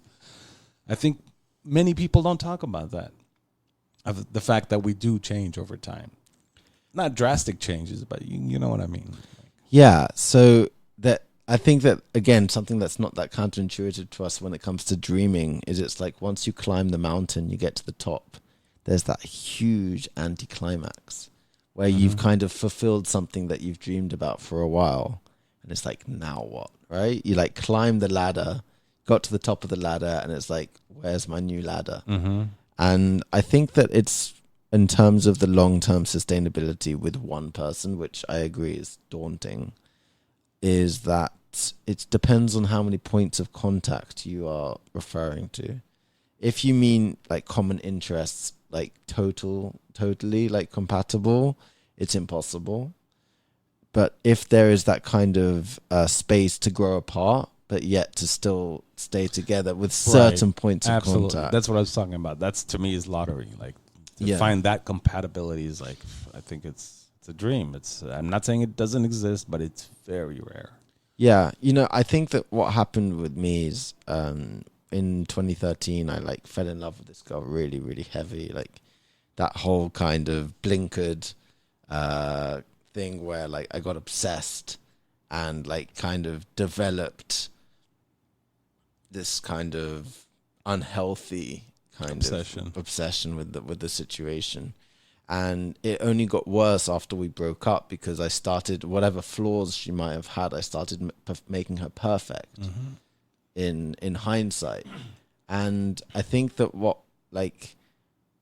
the more kind of realistic a situation becomes when you're with someone and you kind of lose that romance, then you start like growing apart. Oh, I've been there. But that when you're too romantic, like for me, like I overly romanticize the situation and make the other person perfect, like at least in my mind's eye, then you've also kind of fucked up.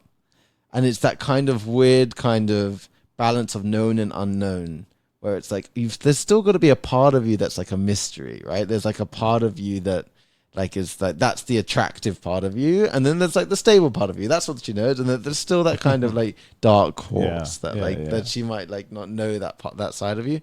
And I mean, I don't know. I think it's like I think it's really like one of those things where, like, for example, like what we spoke about last time about having a situation where like with swinging or polyamorous, which like kind of can rectify the fact that, okay, like it works for us now, but at least we know that if in 10 years down the line we're open to this idea, then it's kind of like it's less daunting because you know that option is there. I like don't think I'm open to that idea yet, but you know, still single, still in my 20s, so right. I'm not taking life too seriously. I used to say life is too serious to be taken seriously. Nice. But it's it really is one of these things where there's like no right answer, and it's just kind of like it's such an individual thing. I was gonna say it's individual. There's no right answer for everyone. That's with anything. Yeah, absolutely. And I can understand. I mean, my best friend is the opposite of me when it comes to that. Alan is the opposite. He doesn't, like this. Then I don't know if I mentioned this. He's like beyond handsome. He's a 10 when it comes to, like I always said, if I had your looks, dude, I would be, I'd be Hugh Hefner. I'd have 10 chicks in my house every day. Yeah, but he's not. He's very monogamous. He's very he's looking for certain things. He wants intelligence in a woman. He wants this. He wants that. Even though women fall to his feet, like I took many of his scrapes when we went out. yeah, the sloppy seconds. But yeah, that's what I'm saying. Like, how many times I was like, come with me to a swingers party once. Like, it's a turn off for him. It's like vomit. I used to make fun of him. Like, dude, you're gay. You're in the closet. Like, how can you like tell me it's disgusting? Yeah, don't knock it till you try it, right? Yeah, but that's why I know it's not for everyone. But to me, and I mentioned this before, I think it's the natural way. I think it's nature, the non-monogamy, the whole monogamy thing. I know some people it works, but to me, it's against nature. So when before you spoke about that kind of idea of like I don't want to say soulmate, but let's say the girl that like that person who's like perfectly compatible. So you have like a kind of criteria, like an idea in your mind of what boxes need to be ticked, or it's like not so clear exactly what that means. Yeah, I don't. Tony, fuck, I loved her. I think I could mention her name. Yeah. There's no way she's gonna listen to it. I already said the name. Yeah, her name was Tony. Hi, Tony. Yeah, I was crazy about her. She was beautiful, extremely sexual, just like me, and bisexual, and loved other women. And I don't know, everything worked out for a while, and then it just became like.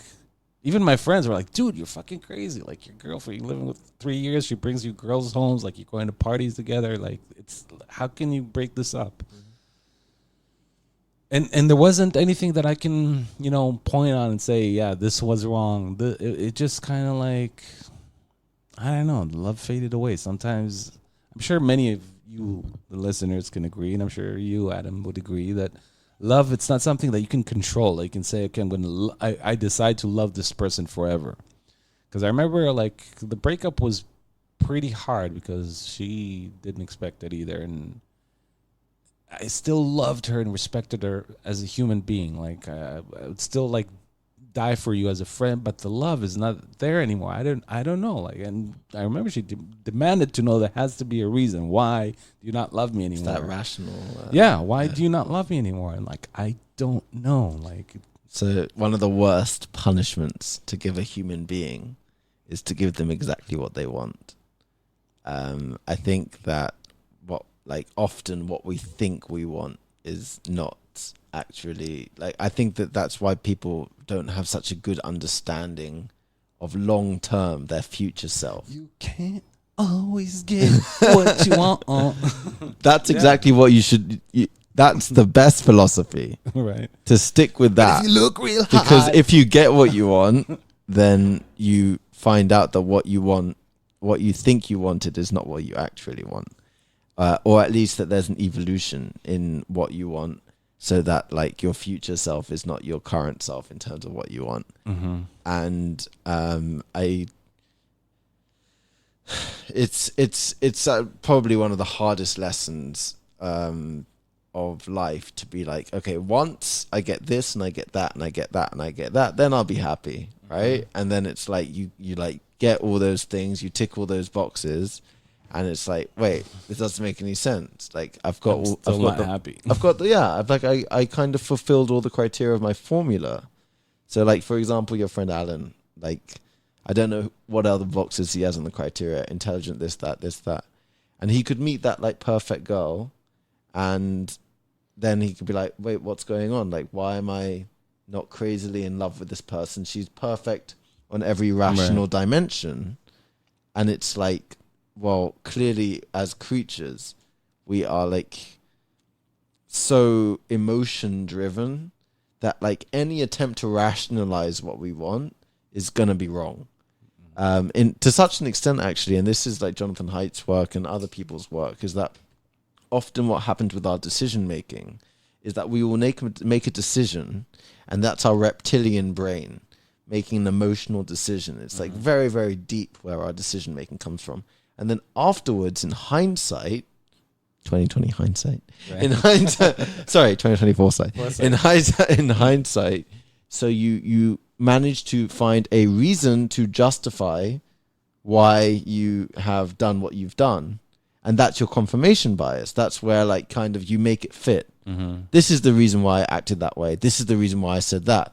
And that's often wrong. It's just that's just your mind catching up with your reptilian brain. Right.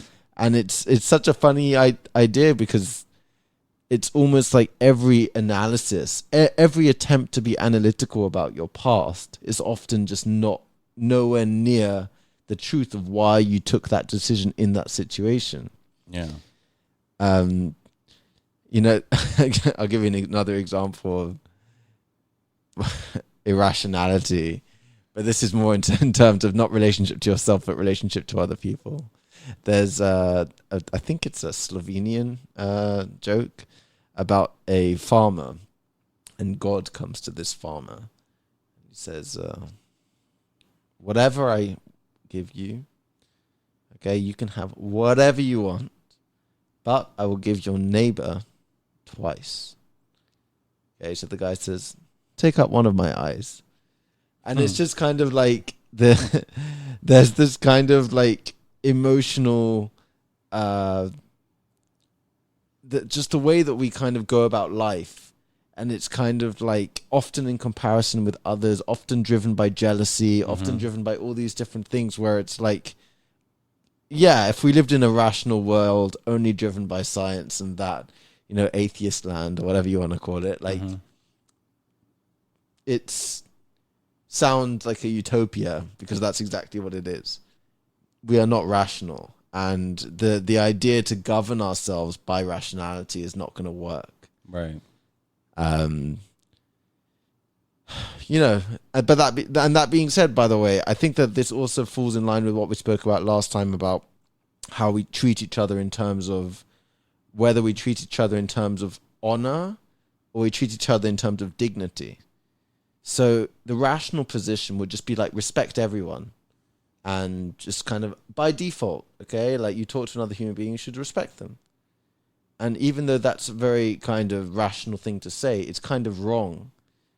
I think that the position should be that people should earn your respect. You shouldn't by default respect them. You shouldn't by default disrespect them. Right. But there's a dignity point, which is that like you should you should treat people in a way that you assume that they have value, but it's like the dignity is kind of like along the lines of like that they have the resilience to live their own lives. They have their own emotional stability. So I'm not kind of just going to go around on like a rational level and be like, okay, so I'm going to just respect you kind of because you exist. Like that's kind of that, like it's that deeper core to that surface level where it's just kind of like go around, don't hurt anyone's feelings, kind of like live by this honor culture, as opposed to kind of this dignity culture. Yeah. And what do you get as a result of honor culture of respect?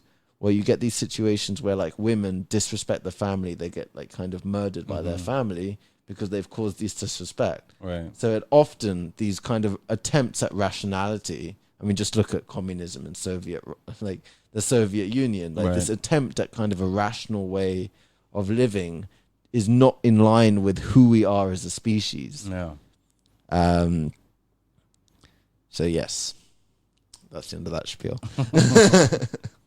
Well said, my friend. Yeah. Where are we at? Getting close to 2 hours. Yes, sir. How you guys doing? Yeah, why do we have to do all the talking? I know. Let's silence. Let's listen live to them. stream. Yeah. Oh, we've got a question. Joe, why did you shave your beard? Yeah, I shaved my freaking beard, and now my fat face is all round like a pizza pie. Yeah, the beard, man. Every 6 months, I'm trying to straighten it, and like it loses symmetry. Okay. And every time I just fuck it up. Like the right side is shorter than the left side, so I'm shortening the left side in order to match it with the right side. And then I look in the mirror, and the left side is shorter, and then I just it's all crooked. And But you don't strike me as the kind of guy that demands perfection or symmetry, for that matter. Yeah, I do. When it comes to my beard, I do when it comes specifically symmetry and all that. I think that's my problem when it comes I do it as a hobby, graphic design, but I can spend freaking hours on just 2 lines to make sure they have the same distance from each other and the same length or whatever. fair enough. Anyways, the beard is gone. Yeah, so When my dad was here, he drove my car and he knocked the case off the car mirror, so like the side mirror. And when they replaced it, my car is white, and they replaced it with a grey one. So originally I was like, okay, I need to get this kind of case painted white so it matches the rest of the car.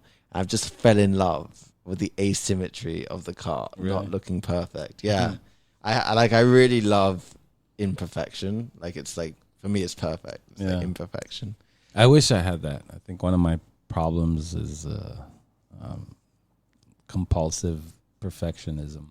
Yeah, you're kind of pedantic. Like, it's definitely a positive quality in certain circumstances to be meticulous. But, like, yeah, I think if you are able to kind of not turn that inwards to, like, not be too hard on yourself and just to make it, like, externalized and just be like, okay, like, for my work, like, I want it to be kind of as good as possible. But even on an external level, right? It's like when you're producing content, like that.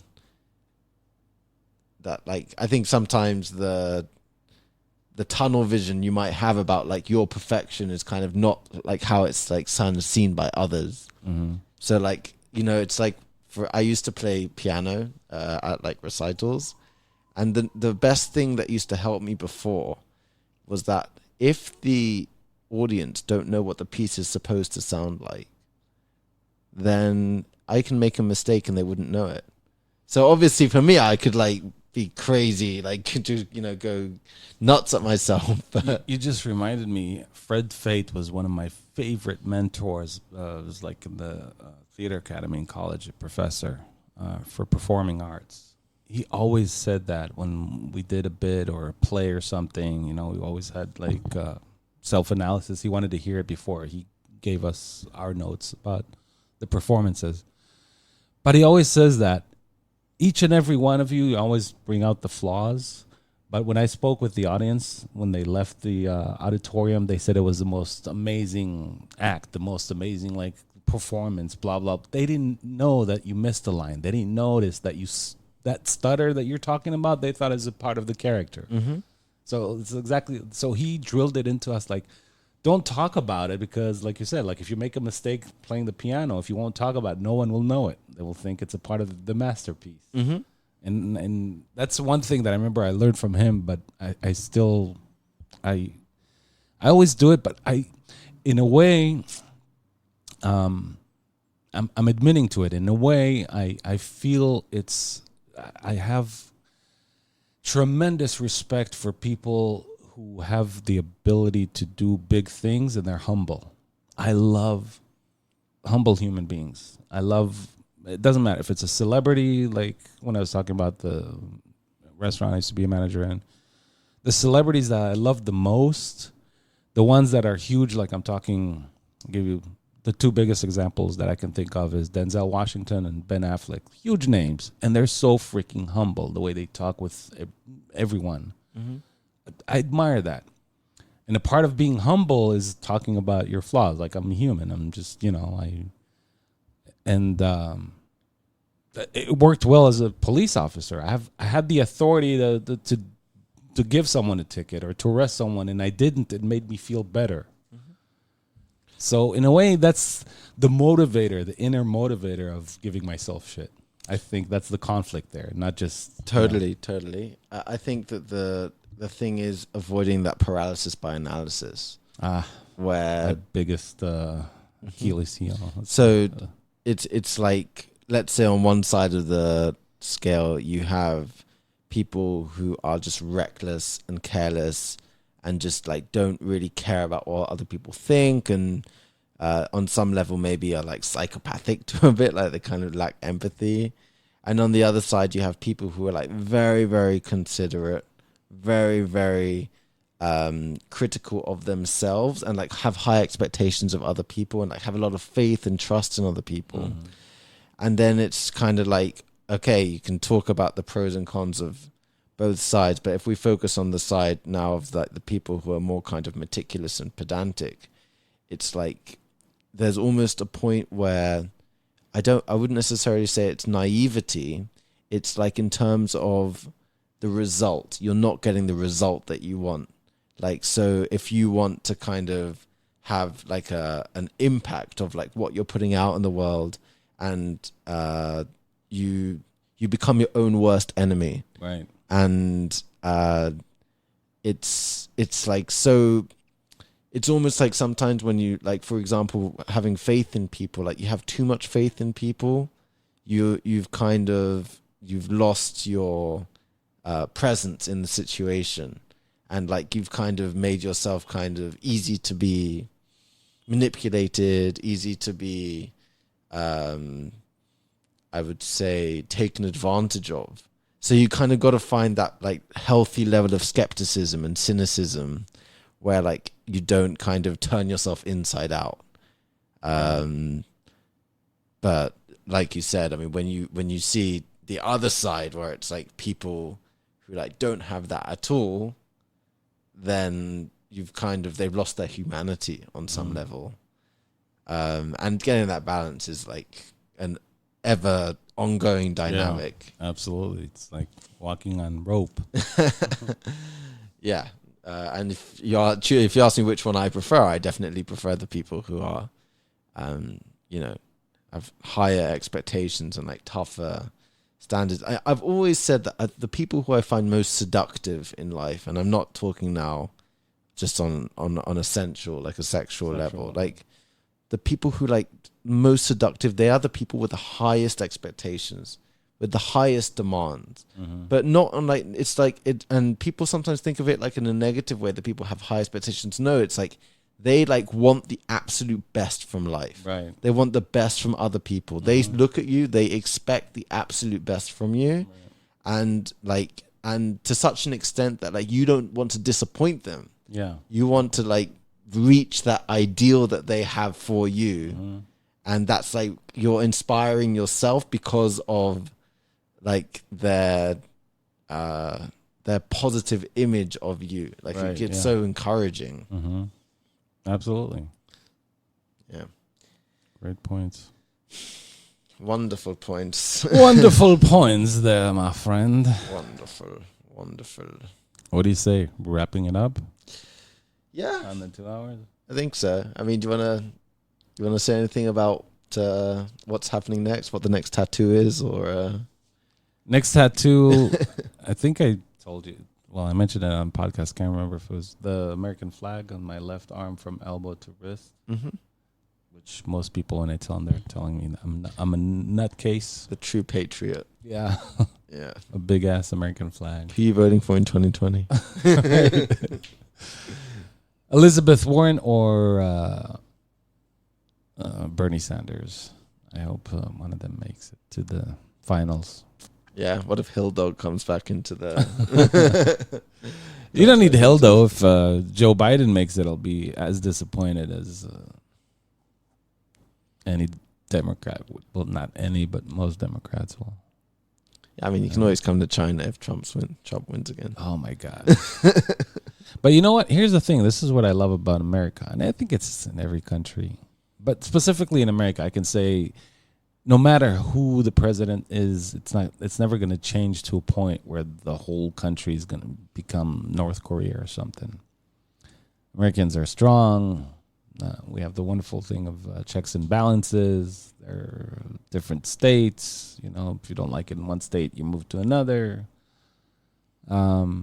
These are all things that, you know, shape the country, of course, whoever the leader is and our place in the world. But I don't think the worst president would make such a, you know, drastic change that as a citizen who lives there that would feel it drastically. I'm not saying, you know, obviously it affects the economy or whatnot, but I mean, I don't know if this is just I think it's in any media country portrayal, like that. but you do get the impression now that maybe America's more divided now than ever. It's true, though. It is true. You think it's true? Absolutely.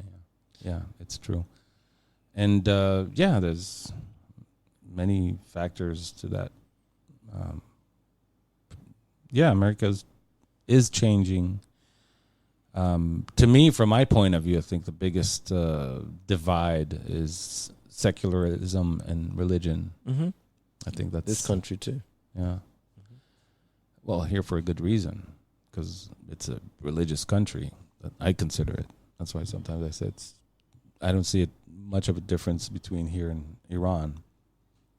Israelis are, they're like, what the fuck? But to me, there are things that a secular person is affected here in Israel that is affected because of the religion. For example, no public transportations on Sabbath. You can't open your store unless it's a Tel Aviv. We talked about it, a coffee shop or a bar or whatever.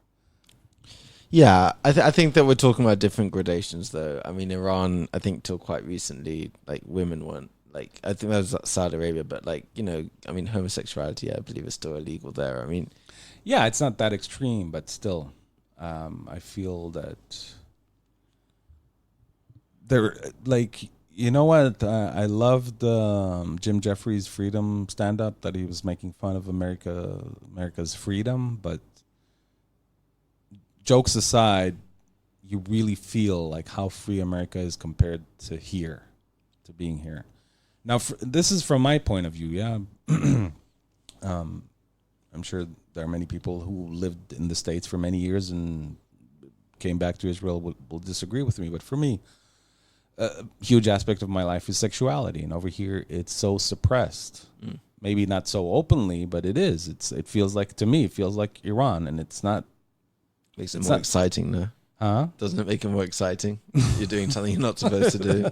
No, it's non-existent. There's no. I mean, yeah, there are swinger clubs here, and I went to a couple of them a couple of times, but it's not the same. So yeah, it's not like Iran, because obviously the people who run the swinger clubs here would have a death sentence if it was like Iran. But the psyche of citizens or civilians here, when it comes to sexuality, is very, especially women, even secular women, because it's so. Maybe if polyamorous becomes mainstream, you're like won't like it anymore because it's too mainstream. It's like there's something not nice about it being novel and like kind of counterculture and like once. No, quite the opposite. I think that's my motivation for when I looked at podcasting or YouTubing. It's because I want to push that freedom to open up that freedom. That's what you think you want. Talking never, about never like, go, never like give you mentioned. Okay, once you've done it, you're like, oh, Yeah. okay. I don't know. Or last week, I was talking to my dad. I was telling him like when I had the plumbing problems here, I was like, see, in the States, in Vegas, 4 a.m. I need some Home Depot stuff. 4 a.m. I get in the car and I go buy something. Sunday, Saturday, doesn't matter. 24 hours, anything you want, anywhere you want. Over here, especially now that we're stuck, many of you listeners who don't live in Israel don't know, but the holidays in Israel are like insane. Sometimes they come like one after the other, and for a whole week, half the day, everything is open till noon, 1 or whatever, and then that's it. Everything's closed. So Sukkot, this is the holiday that I got stuck with the plumbing problems, and most of the Tambur and all these places where you can buy stuff are freaking closed for the whole week. And that's what I told my dad. I was like, I feel like I live in Iran. I want to get a freaking silicone for the thing, and I have to wait a week. My whole visa application for China is on hold right now. But I do sometimes wonder whether, just relatively, sometimes when things are like so good, maybe I'm talking more about America now than Israel, but Right. when things are so good that like, that it's not that you create your own problems, but you become far more kind of observant of the small things that could be improved. Absolutely. And many people outside of America will say, Americans are super spoiled, like things that they complain about or the hobbies that they have. People say like that's people who don't, are bored with their life. Their life is it's too good. That's why they. Yeah, they have something. Sometimes it's like there's nothing to fight against. I mean, do you know there's an expression, in times of peace, the warlike man attacks himself. And In times of peace, the warlike man attacks attacks himself. Yeah. And it's like, we spoke about last time how united America was after 9/11. Mm-hmm. They have like the common enemy, and it's like sometimes when there's like no one to battle, it's like people kind of lack purpose. Right. And they're kind of like can create problems out of nothing or try to find problems when they're like on search for it. I mean, I remember, for example, with I don't know, even with Jussie Smollett, if you remember the whole situation. Of course, yeah. It was almost like he kind of felt like he wanted, like, the supply for racism didn't match his demand for racism, so he like created something. Yeah, and I'm like not going to pretend like there's no racism, but like that sometimes the like people get bored and then their instinct is to create their own drama. And we live in an age now where it's so obvious. I mean, it's so like the main thing now, like, giving shit to each other online or trolling or totally. Yeah. And look, even here, like, I think that's part of the reason why I love it here, despite all the complexities, is like, I think that that there is kind of, I feel like here almost like part of history, because like that drama's out there. Like, it's not just something like in your circle of friends or in your family. Like, there is genuine noise out there. Mm-hmm. I remember when I was in Australia, and what I concluded from the culture there was that everyone's just like, everything's going to be okay. And that's because everyone was so laid back, and like nothing happens in Australia really. That like they're totally right. There's like no reason to stress over anything, because everything's going to be fine. But then I realized that Israel has the same philosophy, that everything's going to be okay, for the exact opposite reason they've reached the same conclusion. because things here are so out of control. And they're so like kind of Yeah, all but over maybe the place. maybe that's the attitude. But I'm saying on a day-to-day life, people stab each other in the back like constantly. Go I think stand in that's- the line in the post office. No one will fucking respect you. So the try lines to ride here, a bus. they're just decorative. That's true. Go try to take care of your driver license. Go to the social security to do something that you need to. People shit on each other. Not only the people you wait in line with, but the secretaries that you have to talk to. The first thing that you hear is, I can't do it. No, I can't. Or you're in the wrong place. You have to go somewhere else. It's because they understand human psychology. Yeah. They're giving you the Torture. fight, the challenge, the mountain to climb. It's insanity. It really is. Like every day, everywhere I go, I'm like, I don't know how people survive. Well, I understand. That's why it's a pressure cooker. That's why everybody's so pissed off at everybody. You feel it here. And I don't know. To me, it's... Yeah, you know the lobster.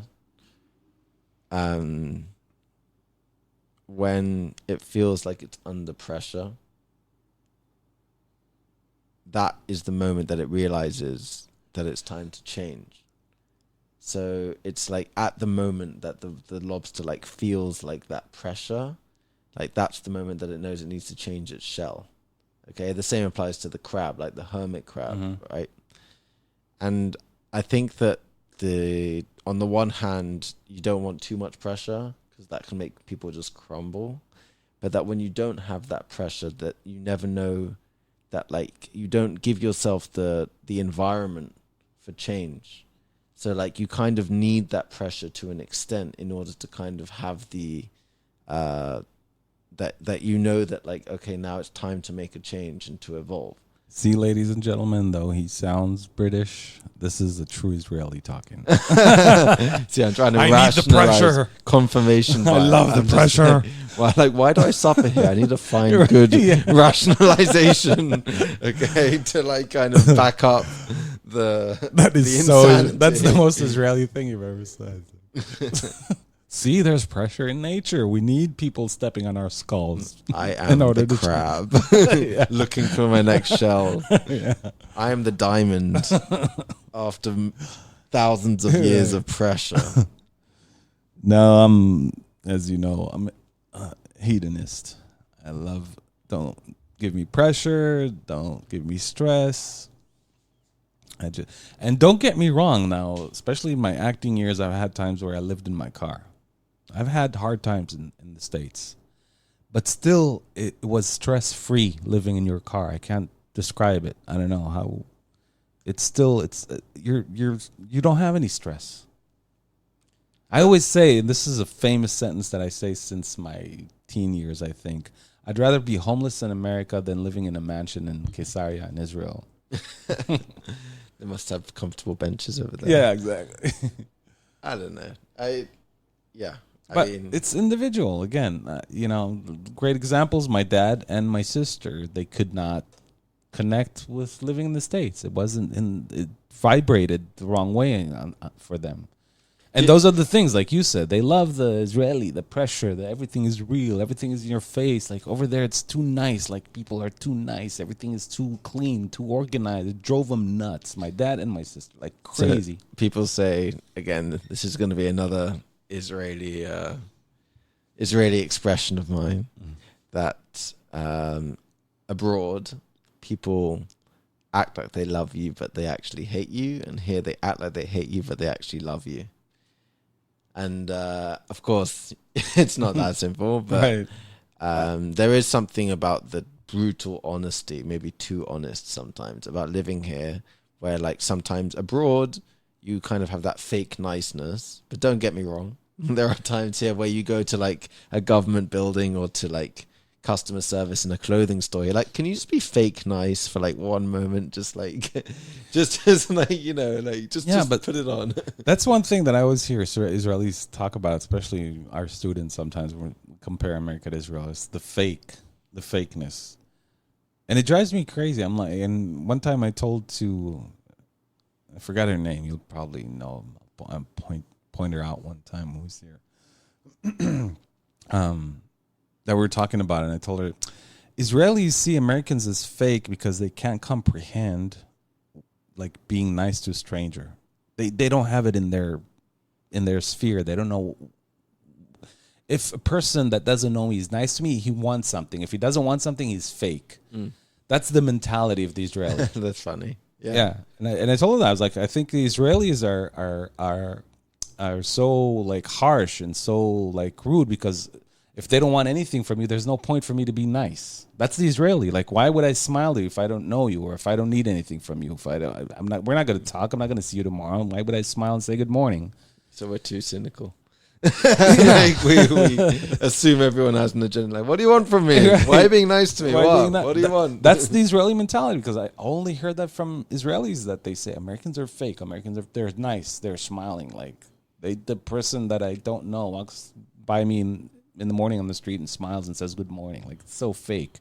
I'm like, yeah, you see it fake, but it's not fake. It's just being genuinely nice to other human beings. But do you look forward to the idea of being like retiring and like just, you know, gardening and maybe going to the beach and having a pina colada? I mean, is that kind of dream?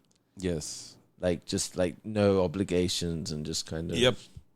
And I think I talked about it before. It's the RV thing. I want to do that, but changing places every once in a while, like seeing America, like every hidden corner in America, like from urban to. But yeah, that's my dream. Just retire, just park somewhere, and if I want to stay away from civilization, next to a river in a jungle somewhere, be there for a week. Do you think your listeners? Do you want your content for listeners to be like a part of like hedonism? Do you know what I mean?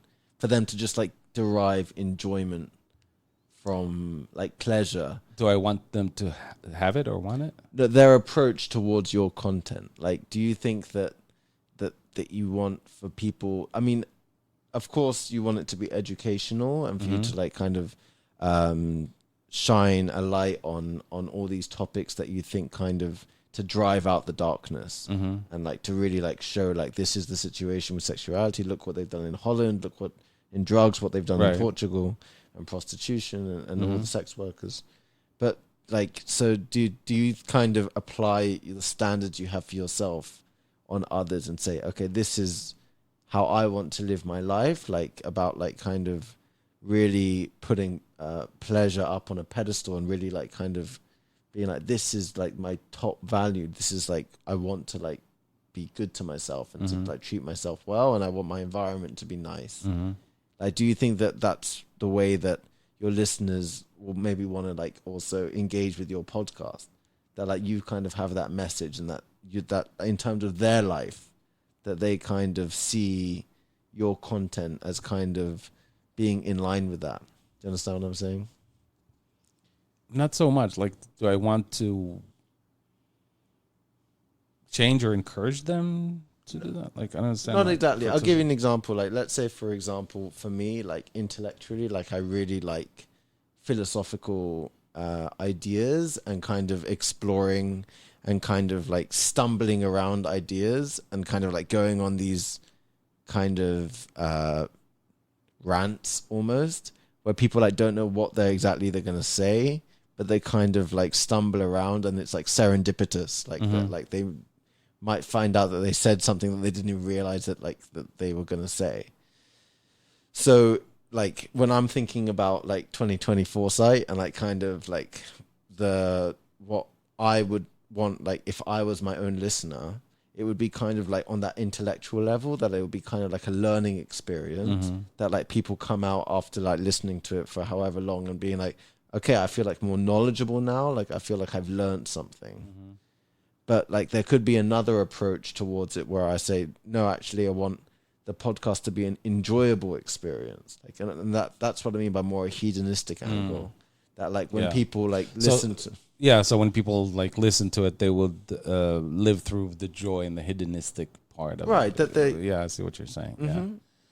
Yeah, I would say kind of both. Like I also want it to be educational and all that, but also just something it's a yin and yang kind of thing. There's both sides to that coin, like the hedonistic part, because I think that's a part of the problem with the society now. That's me. It's all about me. Even though I'm hedonistic, I'm I don't know if there's a term for it, but it's not only hedonistic for me, it's hedonistic for society. If that makes any sense. Like, it makes me happy to see other humans that are happy.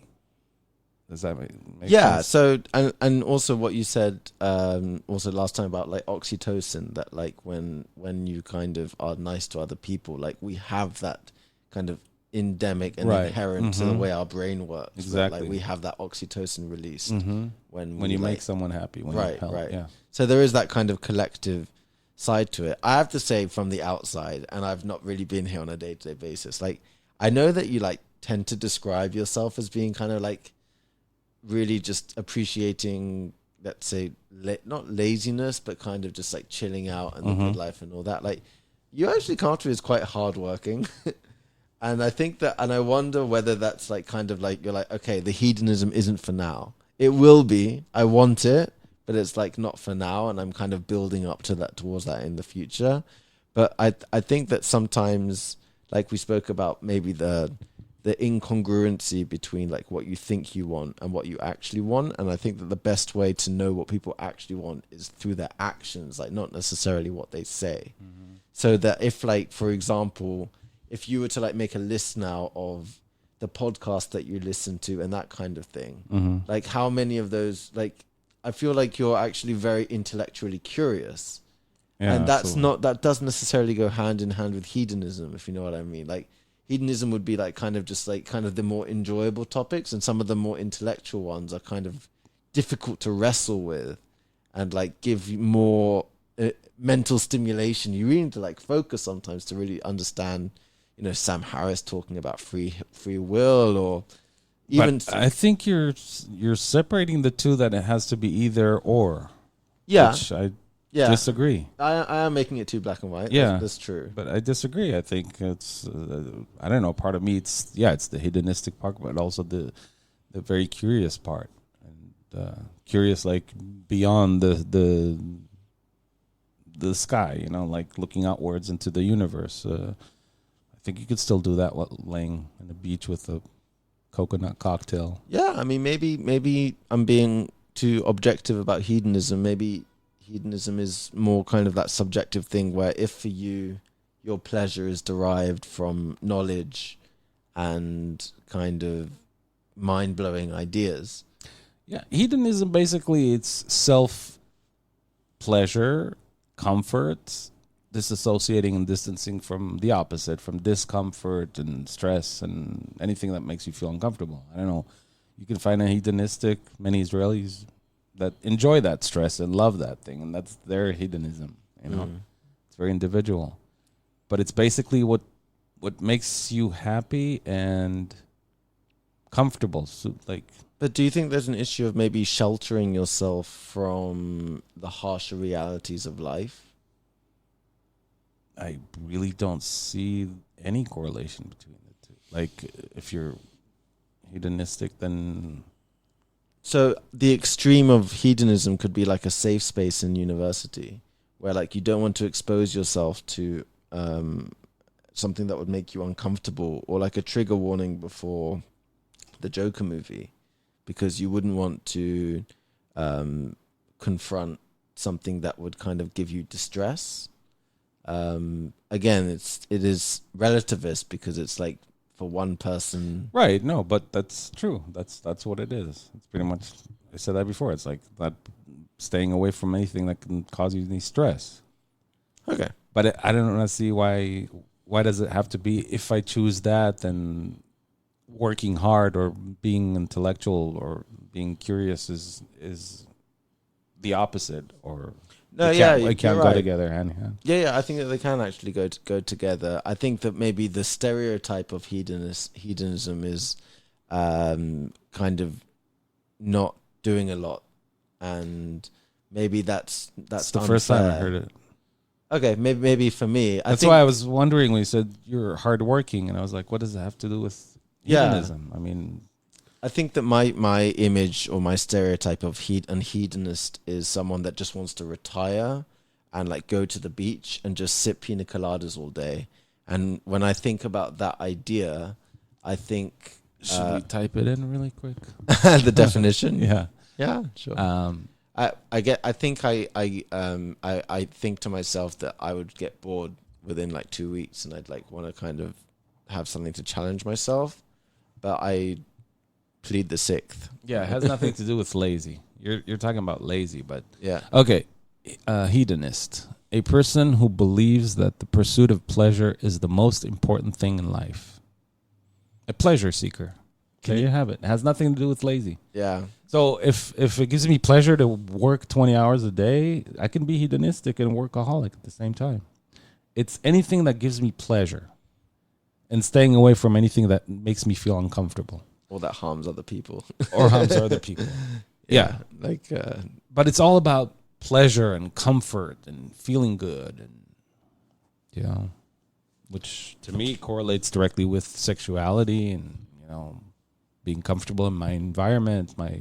That's why I'm so uncomfortable here in Israel, because there's no comfort here for me. There's no peace of mind. It's a pressure cooker. I wonder how does hedonism and BDSM go hand in hand? Is that yes, that's the opposite. Good call. Good call. Yeah. It doesn't go. It's the opposite. Even though you can say, I don't know, for them it's pleasurable, but it's still, I don't know, maybe. Or if you're a masochist, exactly. Maybe you can find a masochist who would tell you I'm a hedonist because I like someone causing me pain. That's still a hedonist, I guess. You can't tell him no if that's what gives him pleasure. I mean, I know this is now more religious practice, but there's like asceticism, where it's like they would whip themselves. Oh yeah, because it's like they the flesh is like an illusion, and it's like I don't even know why they do it. Do you want to explain? Do you know the? Yeah, so it's the difference between like a materialist and an ethereal worldview. So that the more that you think of the world as just being material, that you are basically distancing yourself from God. And one of the ways, and this is actually a meditation practice, but let's focus on Christianity for a moment. Like, one of the ways that these kind of, I think I'm not pronouncing it correctly, but asceticism, ASC at the beginning, is that they effectively torture themselves by whipping themselves and things like that, because they realize that their flesh is just their material body and it's not their soul. And the moment that they can distance themselves from their material being and just focus on this ethereal sense of themselves, then in theory they are closer to God. And it's about dualism, like the separation between the physical body and the soul. I remember when there was a guy who was it wasn't John McCain, but somebody who was a POW, and he was talking about the tip that helped him most deal with torture. And it's so fascinating, but in short, the tip that really helped him was picturing as if it wasn't happening to him. So this is even further than dualism. This is the ability to disassociate your mind with your own body, and you imagine it's happening to someone else. And that's such a crazy idea that we even have the capacity to do that. But this kind of self-flagellation is more about realizing that the pain is an illusion, and it's not actually the deeper essence to who you are. But I mean, if you ask me, ethereal, I love the word ethereal. It's probably my favorite word in the English language. There are a couple of close seconds, but ethereal is one of my favorite words in the English language, essentially meaning something that looks like it's not from this world. And a religious point of view would be atheists can't see ethereal things because it's so closely connected with God. The idea that something is beyond this world, not part of this material world. You can't have a spiritual experience if you don't believe in God. And I always I push back against that so hard. It's there's no reason why I can't look at something and just be this beauty is not even physical beauty. There's a deeper element. There's a deeper essence to this beauty. And one of my favorite religious things, which I'm actually going to use as an atheist point, which is that sometimes people don't find God because they look too high, they need to look low.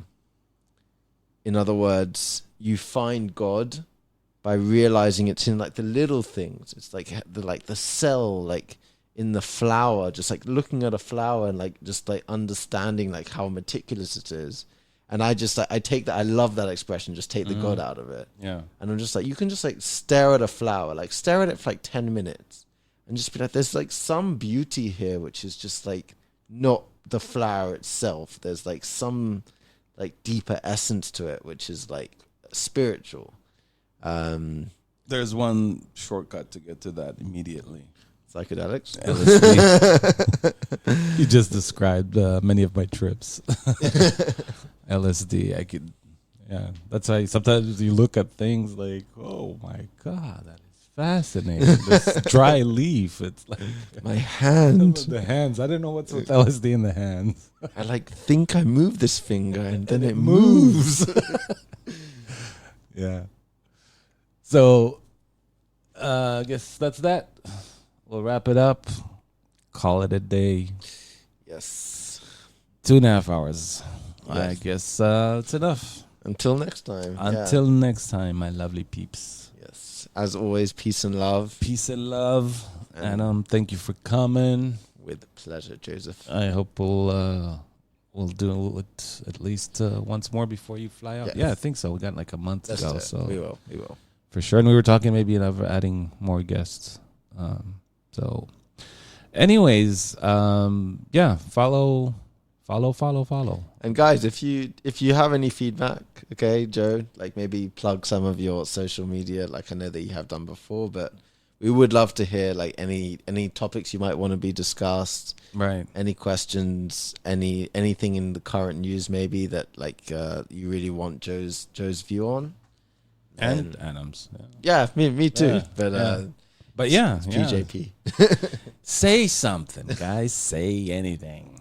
Say something. Say I'm something. giving up on you. But we're not actually. Yeah. We have total faith in you and everybody else. Right. All right, my peeps. Thank you, Adam. Thank you, guys. Get back in the pod. You're going back to planet Earth. Peace out.